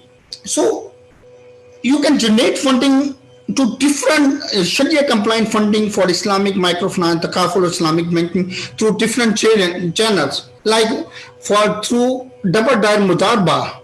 You can take the money from the banking industry or international Islamic banking industry on the basis of mudarba, large Islamic bank or Islamic microfinance institution or takaful, whatever is the profit you have to share with the capital provider on the mudarba basis. Then crowdfunding would be an alternative for raising the capital. Sukuk, I am the eyewitness of many Islamic banks, at least 10 Islamic banks. First, they raised the capital through Islamic bond, which is called Sukuk, and then they established Islamic financial institution. Then you can do the same as well. The venture capital and the multilateral organizations can support a lot to Ghanaian banking and financial industry to provide the capital like Islamic Development Bank, like World Bank, IMF, and many other institutions. By the way, when we see Islamic banking and finance, right now, World Bank have a dedicated department for Islamic banking and finance. UN, United Nations, UNDP, UNCHR, they have a dedicated department for Islamic banking and finance. Even IMF have a dedicated department in Washington for Islamic banking and finance. Africa Development Bank have a dedicated department. European Bank of Reconstruction and Development also providing funding for Islamic banking and finance. And similarly, the OIC member countries bank, Islamic Development Bank, they are ready provide the capital to at least 200 Islamic banking and financial institutions, provided the funding to more than 200 Islamic financial institutions around the world. So you can also approach to multilateral organization for the funding. And so briefly in the last slides, Al-Huda, we have 4 licenses from Pakistan, from UAE, from South Africa, and Uganda. We have been organized our training program in more than 72 countries, and we have one digital learning program on Islamic banking and finance, and we have our student in those programs in more than 95 countries. So we already organize our training programs in Europe, in Africa, in Asia, in America, Far East Asia, in Russia, and many other countries. And I'm very much confident that after the COVID issue, we will organize one training program in Accra with our partner organization, Islamic Financial Research Institute of Ghana. So this is our online program. If anybody want to learn online, we have a 1-year postgraduate diploma on Islamic banking and finance. Then we have a 1 program, certified Islamic microfinance manager program for 6 months, and the Kafur professional program for certified Islamic fund manager and certified Sukuk professional. You can enroll for those programs through our partner. So this was a brief detail about Islamic banking and finance and how Ghana can take the leverage to penetrate into this industry for the development of Islamic banking and finance for the local Muslims and as well as the Muslims of the neighboring countries as well. Thank you very much, Jazakallah, for your kind listening and patience. And now you are open for question and answer. Okay. Thank you, Mr. Muhammad Zubair, for an insightful and educative presentation. Indeed, we will leverage on the opportunity given. So we will link up with your organization and be able to hold training session for our Ghanaian audience. Thank you once again. Now to our audience, our respected audience, we now pave the way for you to post your question directly to Mr. Muhammad Zubair Mughal. So please, you can go ahead. Mr. Siddiq, your hand is up. Please kindly post your question. Mr. Siddiq, kindly post your question. Can I ask a question? Yes, Mr. Siddiq, your hand is up. Kindly post your question. No, the hand was for the first lecture, and maybe I'll be coming later. Okay, Mr. Yusuf Geoffrey, please kindly move on with your question. Mr. Yusuf, yes, please. Kindly move on with your question. Mr. Yusuf? Yes, thank you kindly very unmute your much mic and pose for your the question. opportunity. Okay. And now, can you hear me? Yes, but please reposition yourself so we can, can you hear you all. Yes, we can. It's now better. I said I want to first thank the organizers for such a very important program. Okay. Please, can you repeat yourself again and start your question? MashaAllah. I just want to thank the scholar for the opportunity and also for the insightful presentation. In his presentation, he talked about is it better? I think the network. Yes, it's better now. Proceed. Sir. Okay, inshallah. Yeah, it's better. Yes, it's better now. Why Murabaha? Yeah, why Murabaha is yes. Okay, yeah, I'm just Murabaha is the majority, is part of the majority of contracts for Islamic banks across the Islamic finance market. And why not the other forms of finance, the traditional forms like Musharaka and Mudaraba? Why are they not they don't have a lot of penetration compared to Murabaha? And what can be done to promote them? Because closer to what do you call it, the conventional form of financing, and some Islamic banks try to hide behind it and push in certain deals. So I don't know whether my question is clear. Yeah, I think Mr. Muhammad Zubair. Yes, please, can you address the question? Hello. Hello. Yes, please. Yeah. Yes, please. Brother, I understood your question. You were asking that why the share of Murabia is very high in Islamic banking comparatively to Mudarba and Musharka. Brother, if you see the balance sheet of any Islamic bank, they have two types of products. Number one, the liability side product and the asset side product. In the liability side product, the Mudarba and Musharka are the major product. Almost 90% deposit which are mobilized by the Islamic bank, they take that deposit on the basis of Mudarba or Musharka. But at asset side, where bank finance to the people, yes, the share of Mudarba and Musharka at the asset side is very low, which is almost 2 to 3% of total Islamic banking financing. So yes, Mudarba and Musharka is the eminent product for the deposit mobilization, but for the asset side, their share is very low. And another logic is that whenever bank finance to their client, they feel convenient to finance to their client on the basis of Muraba, because Muraba is very easy mode.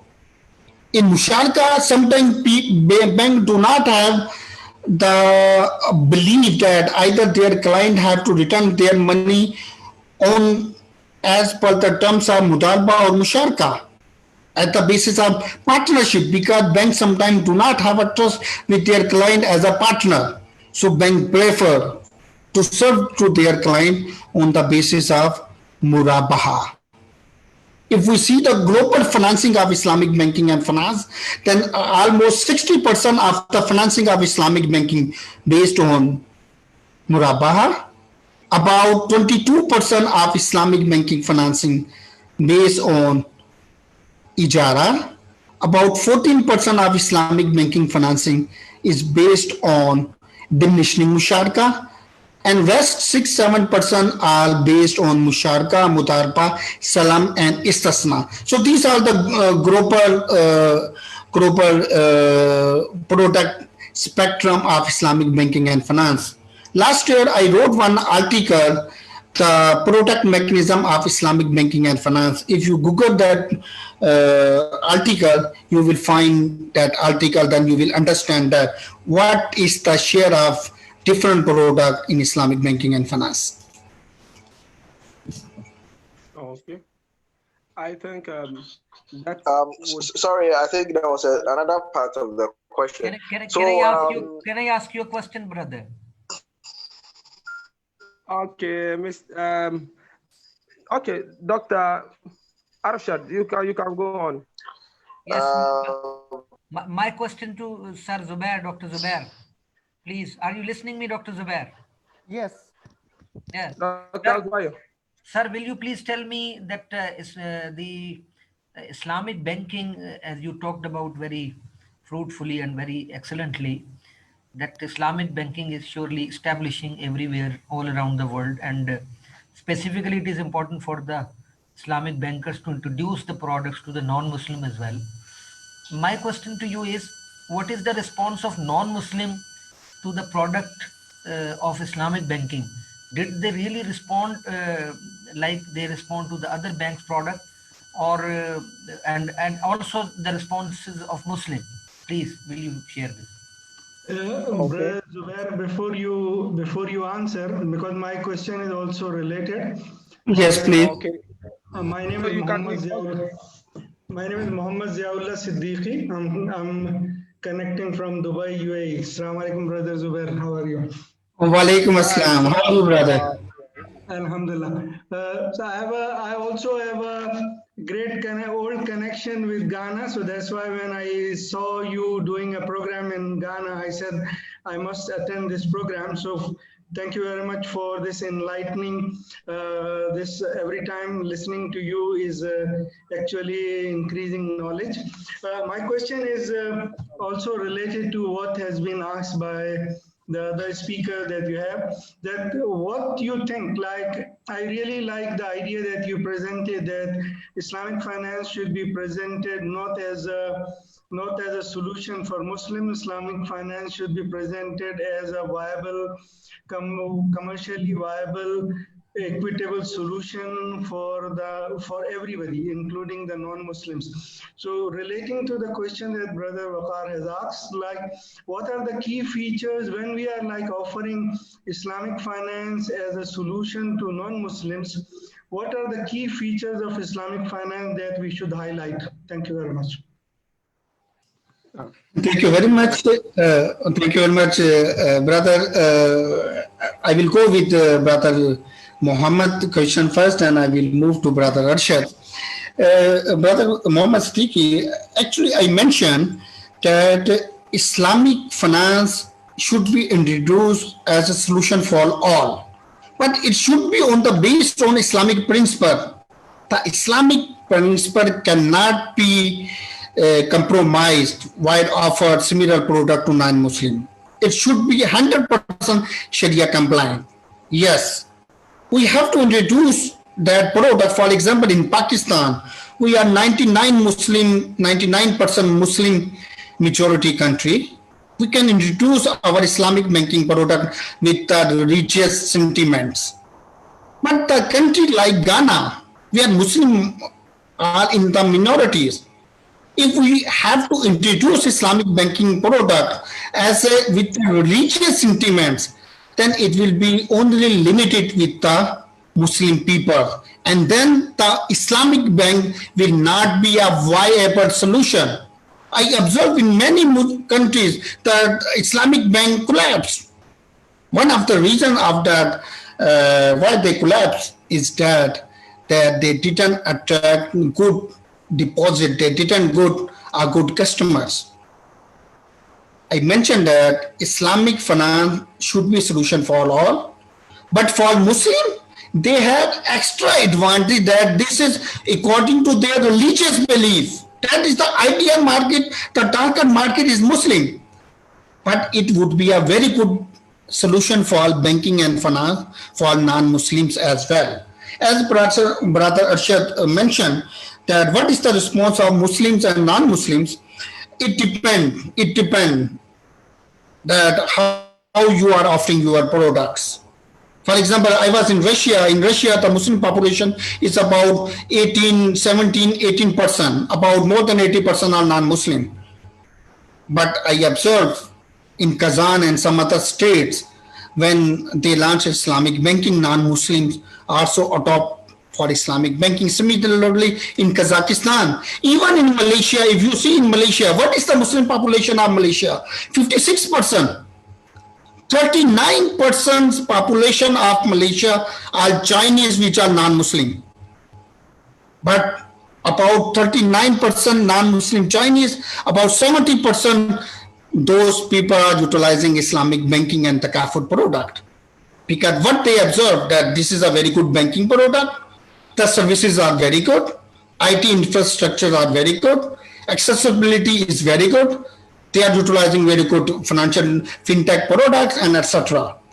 So it depends that how you will introduce your product. Again, even in Muslim countries, if you launch your Islamic banking product, but your Islamic banking is not fulfilling all the competitive things to compete to their conventional banks, then your Islamic banking client will move, the Muslim client will move from Islamic banking to the conventional banking. In Pakistan, 12 years back, we conduct one study. One of the Islamic bank, they were losing their client. And more than 50% of their clients were moving toward the conventional banks. The country where Muslim population is 99%, the Islamic bank are losing their client and those clients were going to the conventional banking. When we evaluate and when we conducted the study, the outcome of the study was that bank didn't have a very good profit rate for mudarba, for the deposits. That bank do not have a very good card system. They do not link with Visa or MasterCards. They do not have a very good ATM infrastructure. They do not have a very good services. Therefore, the Muslim client were moving from Islamic to the conventional. So it depends on how you offer your product.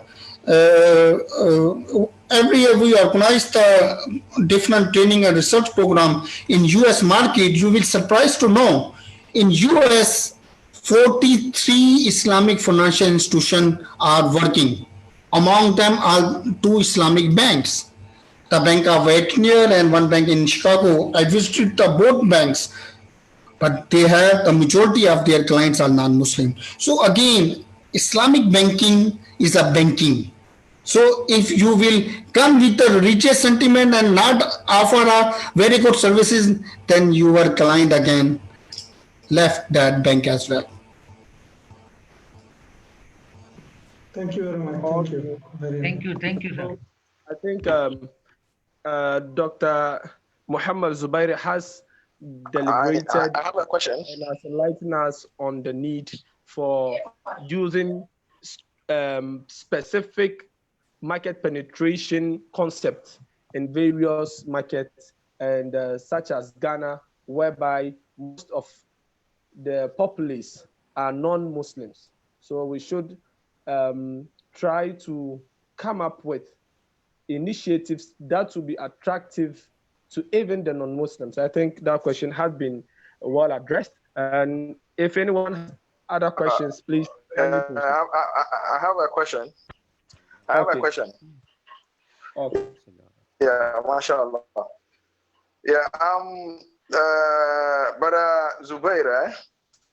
Yes, please. Please, I just wanted your opinion on an issue in Ghana, and I was even related to your answer. In Ghana, whereby we have a minority, people have suggested for us to change the name Islamic finance to ethical finance to non-interest finance, hoping that it will gain acceptance by the non-Muslims.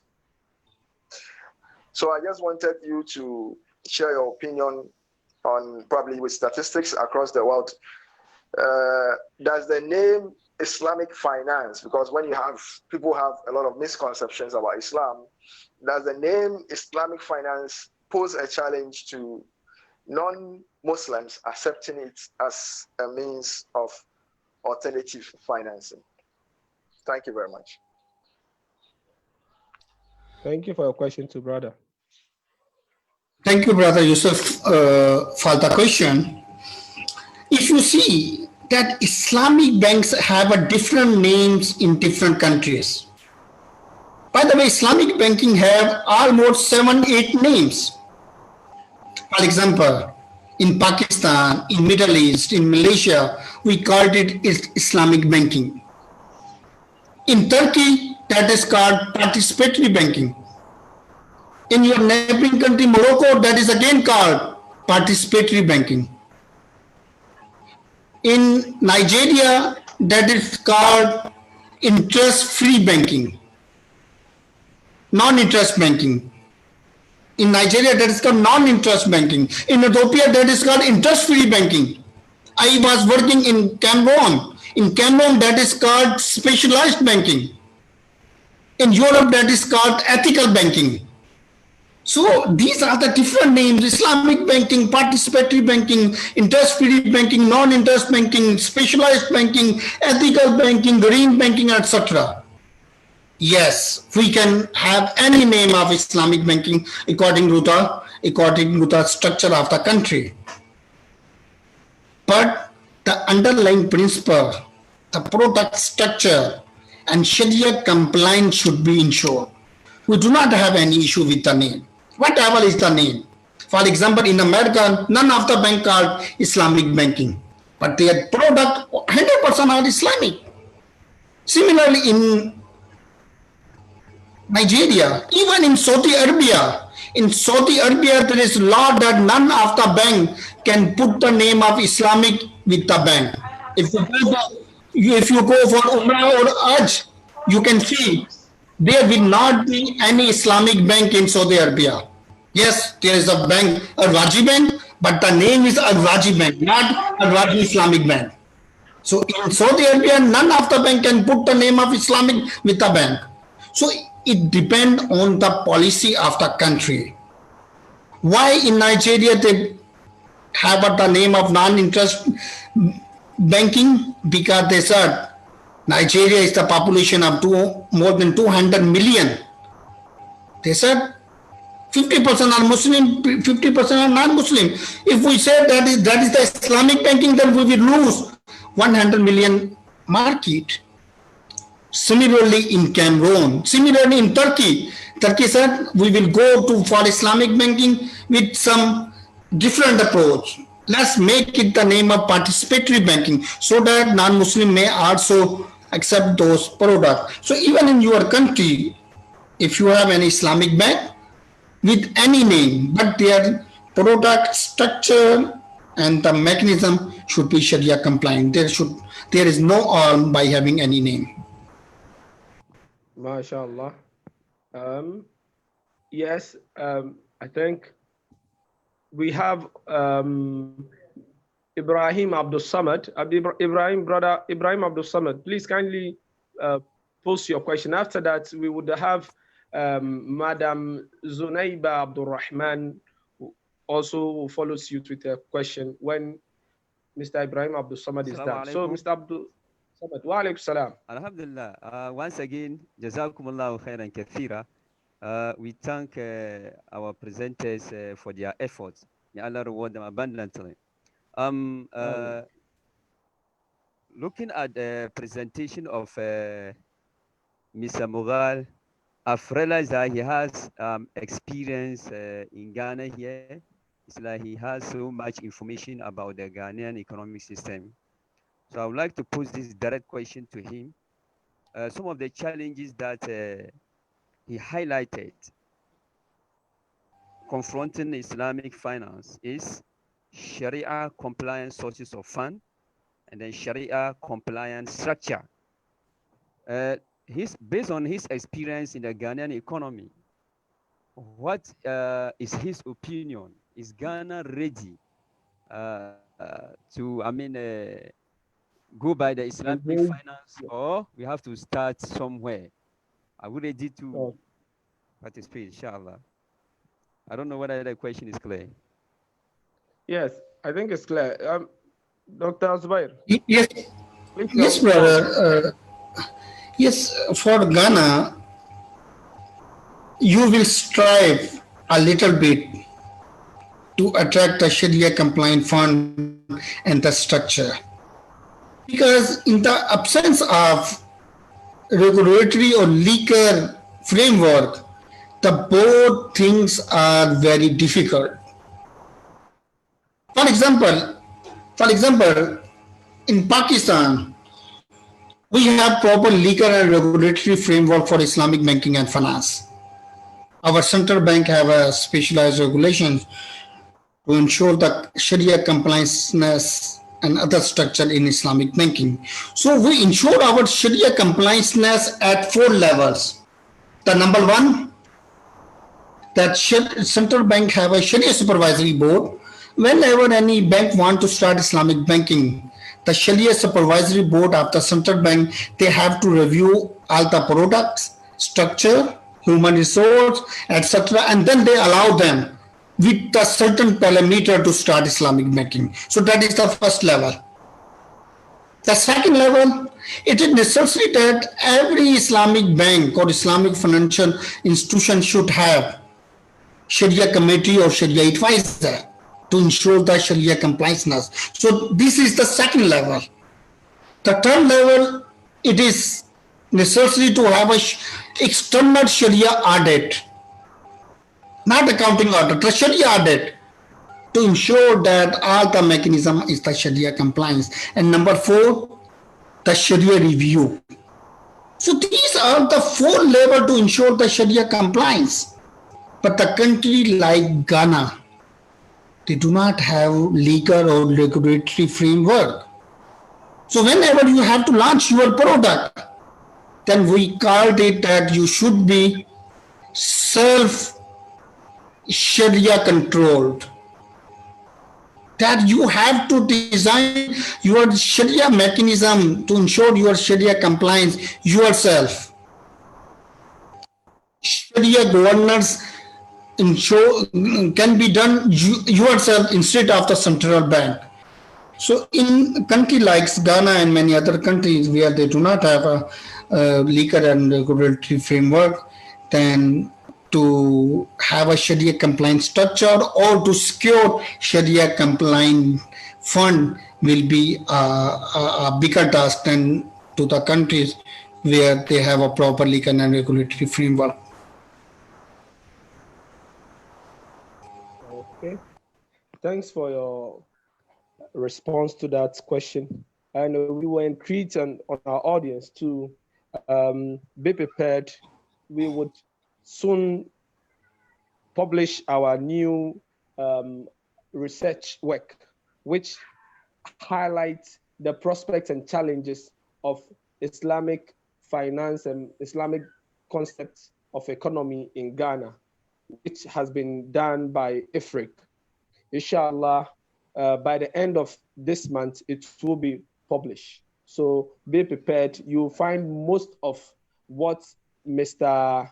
Zubair has highlighted in there with a comprehensive understanding on where we are as a country and as an economy and as an Islamic ummah. Inshallah, watch out for our comprehensive reports on that, on Business and Finance Times, which is a graphic in Ghana. We would publish on that particular graphic. So please bear with us. We would share that outcome with you. Now, please, Madam, please, if you are ready, can you put your question? Hello? Yes, Hello. please. If you are ready, can you pose your question? Yes. Wa alaikum salam. Yes, Ajia, you are welcome. Yes, thank you very much. And Okay. thanks, Doctor, for your time and presentation. I really like your slides. What I want to find out is, I know in terms of Ghana, we don't, as you said, we don't have like a proper legal or Sharia framework. Do you think, or will you propose us to try the Islamic windows instead? Like, as you said, being a Muslim country does not warrant Islamic banking to flourish in countries like UK and Malaysia are doing well. So do you think maybe if we start with the Islamic window, at least get few banks that are willing to have a bit of Islamic in their branches, maybe when we start from there, moving forward, we'll be able to have like a proper, fully fledged Islamic banking in Ghana than starting straight away to getting the fully fledged banking sector in Ghana? That's my question. Thank you. Thank you, Hajia. Okay. Okay. Yes, please. Thank you, sister, for the question. Yes, but countries like Ghana, the window operation would be a good solution. Basically, there are three types of Islamic banking in all over the world. The number one, the full-fledged Islamic bank. Number two, the window operations. And then window operation have two types. Number one, the window operation that any conventional bank can have the windows of Islamic banking in the banking branches. And the second is called SAB, SAIB, stand-alone Islamic banking branch, that a conventional bank have a Islamic banking branch, but that branch only serving to the Muslim client, while rest of their branches might be the conventional banking branches. So you can do the window operation by having the window operation or stand-alone Islamic banking branch in the conventional banking system. But if you see the South Africa again, where the Muslim population is less than 2%, South Africa have a one full-fledged Islamic bank that is called Al Baraka Bank. If you see UK, where Muslim population is about 4%, they have a full-fledged Islamic bank, Al Rayyan Bank. Even if you see US, where Muslim population is about 1% of their total population, they have a two full-fledged Islamic bank. Yes, you can have a full-fledged Islamic bank as well, but it will depend that by having a full-fledged Islamic bank, what would be your marketing preference? How you have to introduce your product? If you have to introduce your Islamic banking product as a banking product, then you will be successful in a country like Ghana. But unfortunately, if you have to introduce Islamic banking product for only limited to the Muslim segment, then it will be a bit striving. So yes, you can have a full-fledged Islamic bank as well, but you have to consider that how to introduce or how to market Islamic banking and financial products. Thank you. Thank you. Brother Mutaka, please kindly pose your question now. Brother Muntaka.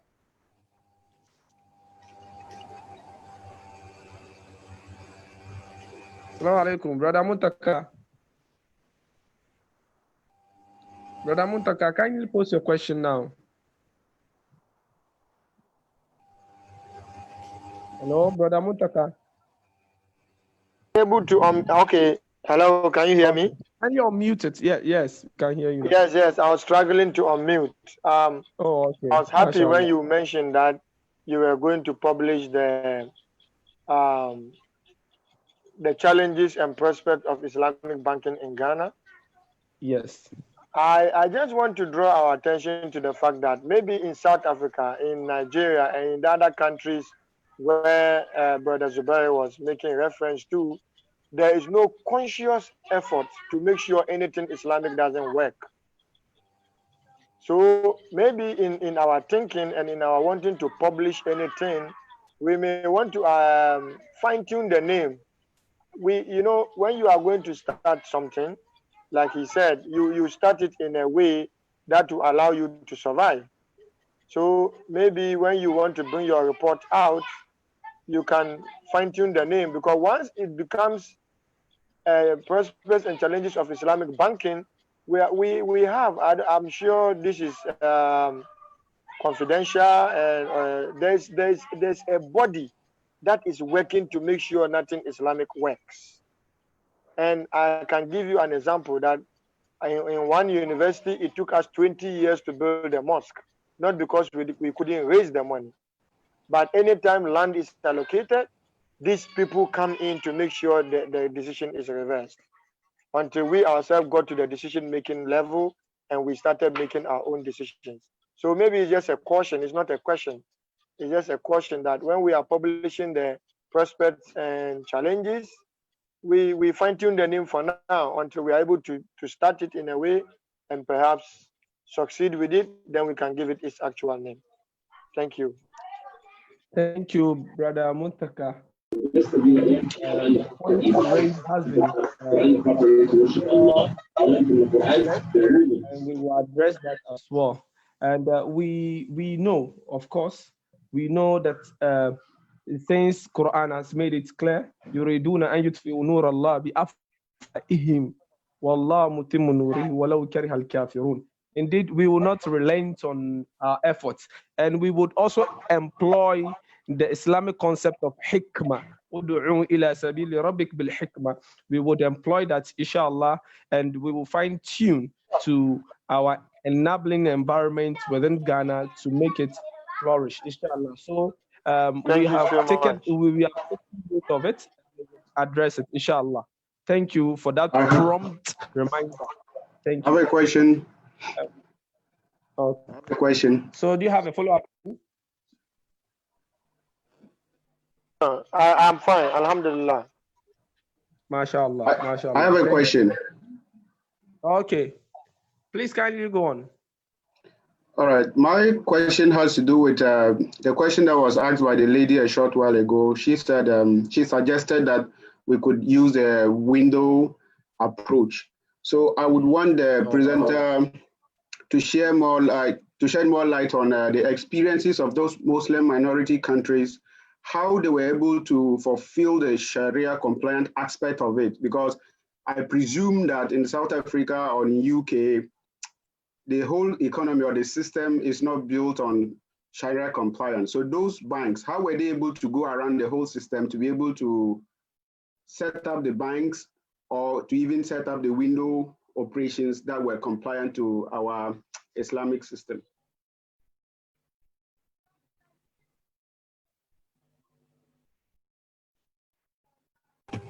Yes, brother. Basically, in many countries, they do not have a proper legal and regulatory framework, but instead they are offering Islamic banking services. US market is one of them, UK market is one of them, and many other markets as well, including Cameroon. But in such cases where the central bank do not have a legal and regulatory framework, then we called it the self-governance for Islamic banking. You have to set your parameter that how you will do Islamic banking and how you will ensure the Sharia compliance within your Islamic banking. So yes, even you can do the full-fledged Islamic banking, but as sister suggested for the window operation, yes, I already appreciated her comment that yes, the window operation would be the ideal to start. Because to have a full-fledged Islamic bank, sometimes it will take some time. And I can understand that Ghana is not a member of Islamic Development Bank. So it might be a very difficult for Ghana to secure some Sharia compliant funding to have a full-fledged Islamic bank, because most of the Islamic Development Bank provide a lot of funding opportunities to different OIC member countries. So yes, window operation would be an alternative. To have a window operation would be a bit easier task than to a full-fledged Islamic bank. For example, if ABC Bank in Ghana want to start Islamic banking, what that bank will do? That bank will just open a new department with the name of Islamic Banking Department.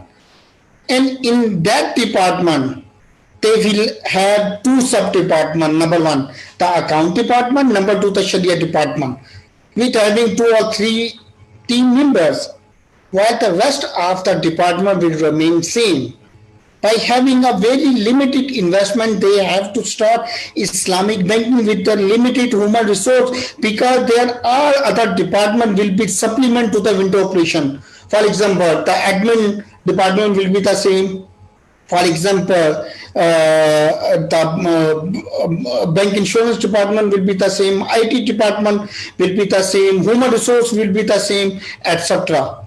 So the window operation is very much easier than the full-fledged Islamic bank. To start with, the window operation would be the good, and it will be very easy to operate as well in the country like Ghana. And but after having a good experiences of the window operation, there might be some investors and some businessmen will encourage to have a full-fledged Islamic bank as well, after having a good statistic of the conventional banks who have Islamic banking operation. I give you one example. In February, I was in Ethiopia. I'm working in Ethiopian market from last 5-6 years. In Ethiopia, there are 11 conventional banks who are doing Islamic banking right now. 11 conventional banks. But after having a very good experiences of conventional banks for Islamic banking, right now central bank gives 6 lessons for full-fledged Islamic bank who will start their operation in this year. 6 full-fledged Islamic bank. The new Islamic bank will be, one bank is the Hafsa bank, one bank is they are under form with Zat bank, many other bank. They are the full-fledged bank who will come in next 3-4 months because they got the licenses. Why they got the licenses? Because the experience of the conventional banking was very good. Who are doing Islamic banking, the window operations was very good. So I'm sure if you have a window operation in your country with a very good statistics, very good results, then definitely the investors will be encouraged to have a full-fledged Islamic banking operations as well. Thank you. Thank you. Thank you very much. We have Mr. Ibrahim and Abdul Fattah. Please, can you post your questions now? Mr. Ibrahim.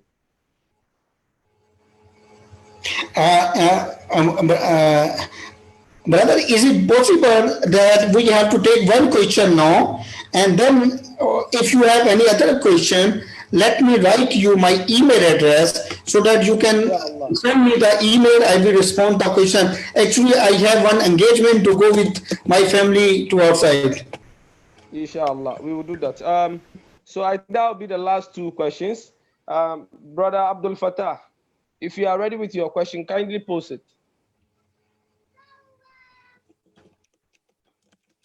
Brother Abdul Fattah. Assalamu alaikum. Wa alaikum salam. Please, this is Ibrahim. Can I come in? Okay, yes, you can come in. Yeah, please, I want to know Brother Mughals view concerning, just like I asked before, the interest and then time value of money in Islamic finance. How do we manage the two? Okay, so I think that will be the last but one question, then we would call it a day.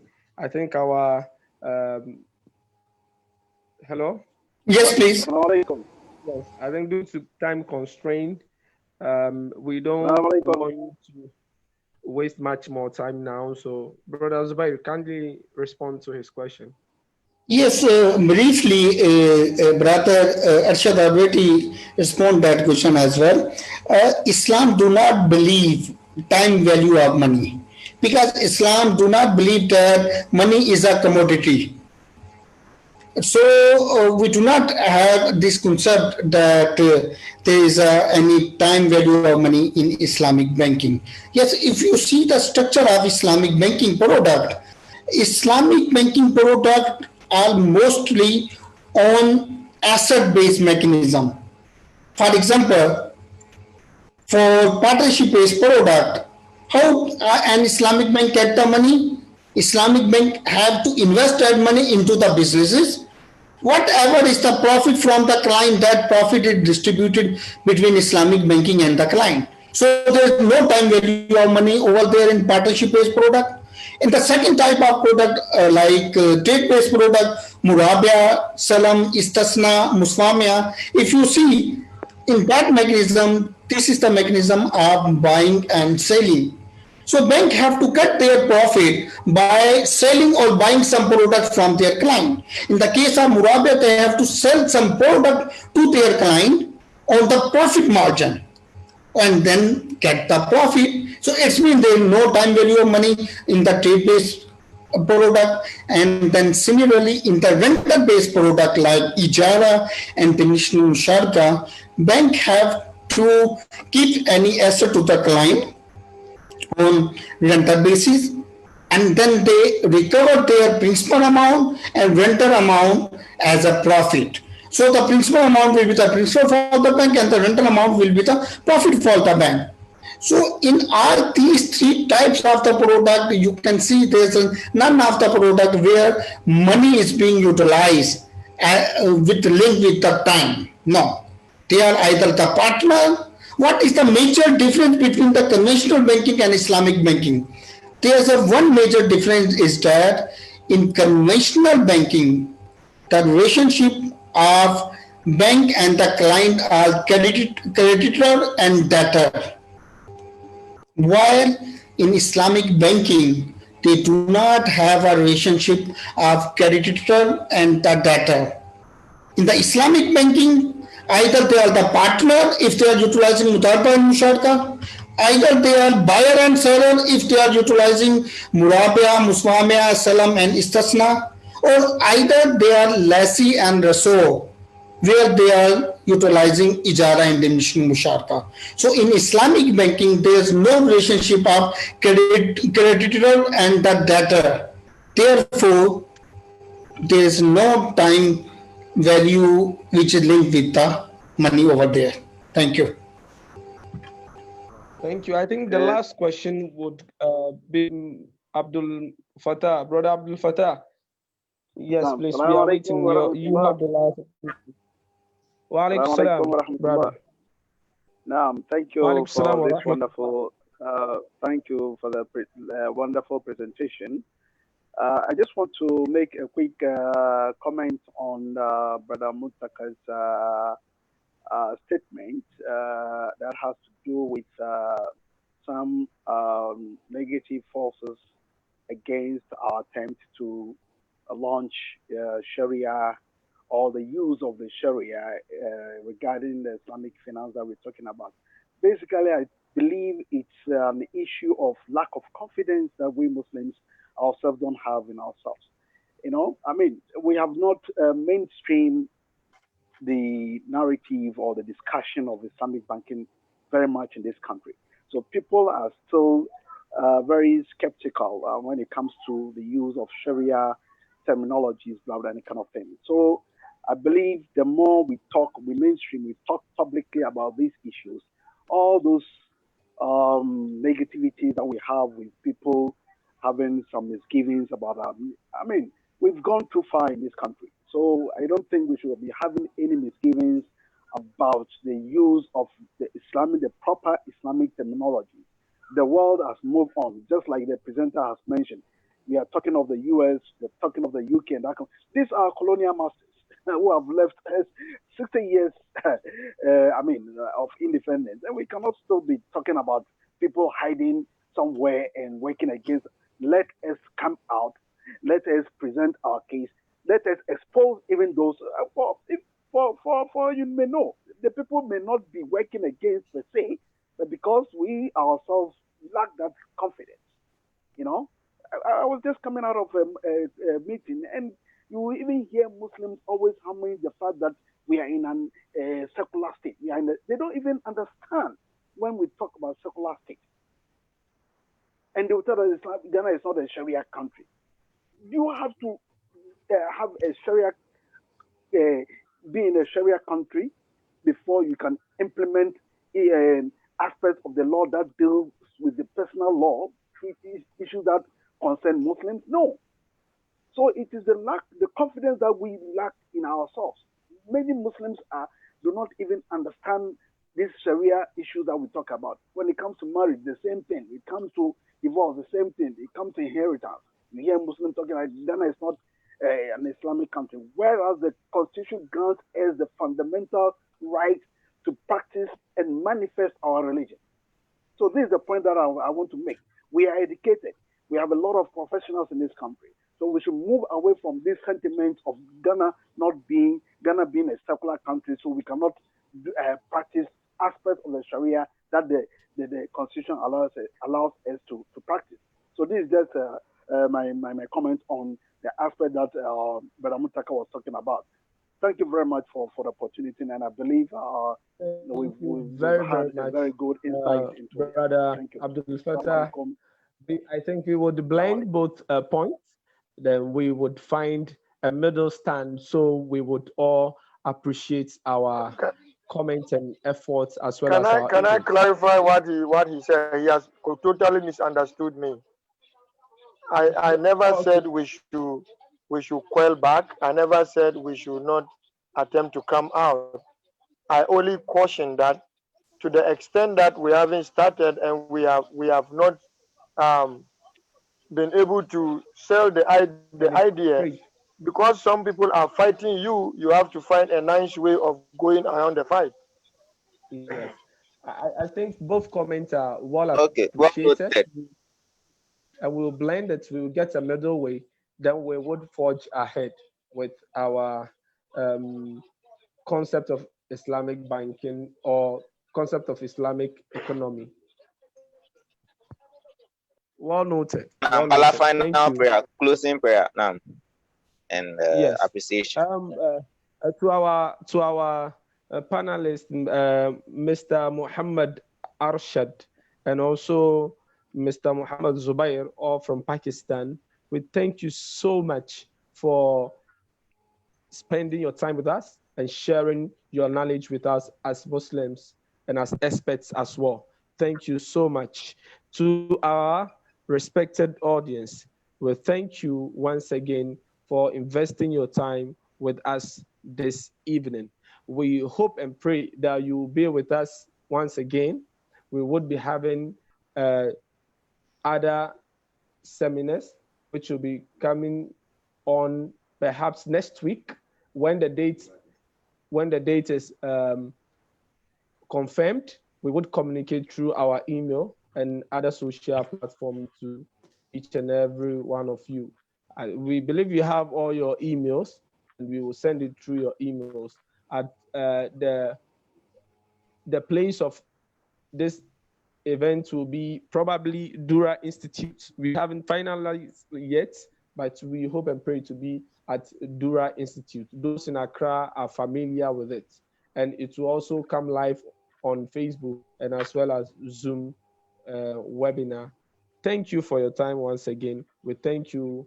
May all of you be within the bosom of Allah, and may the peace and blessings of Allah be upon each and every one of us. Assalamu alaikum wa rahmatullah wa barakatuh.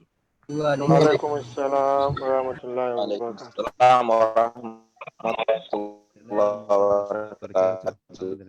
wa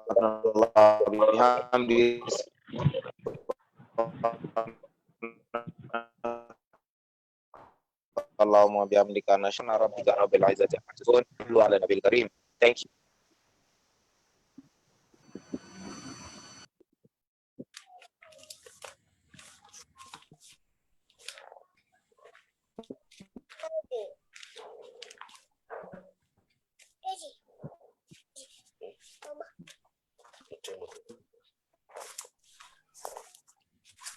Salam.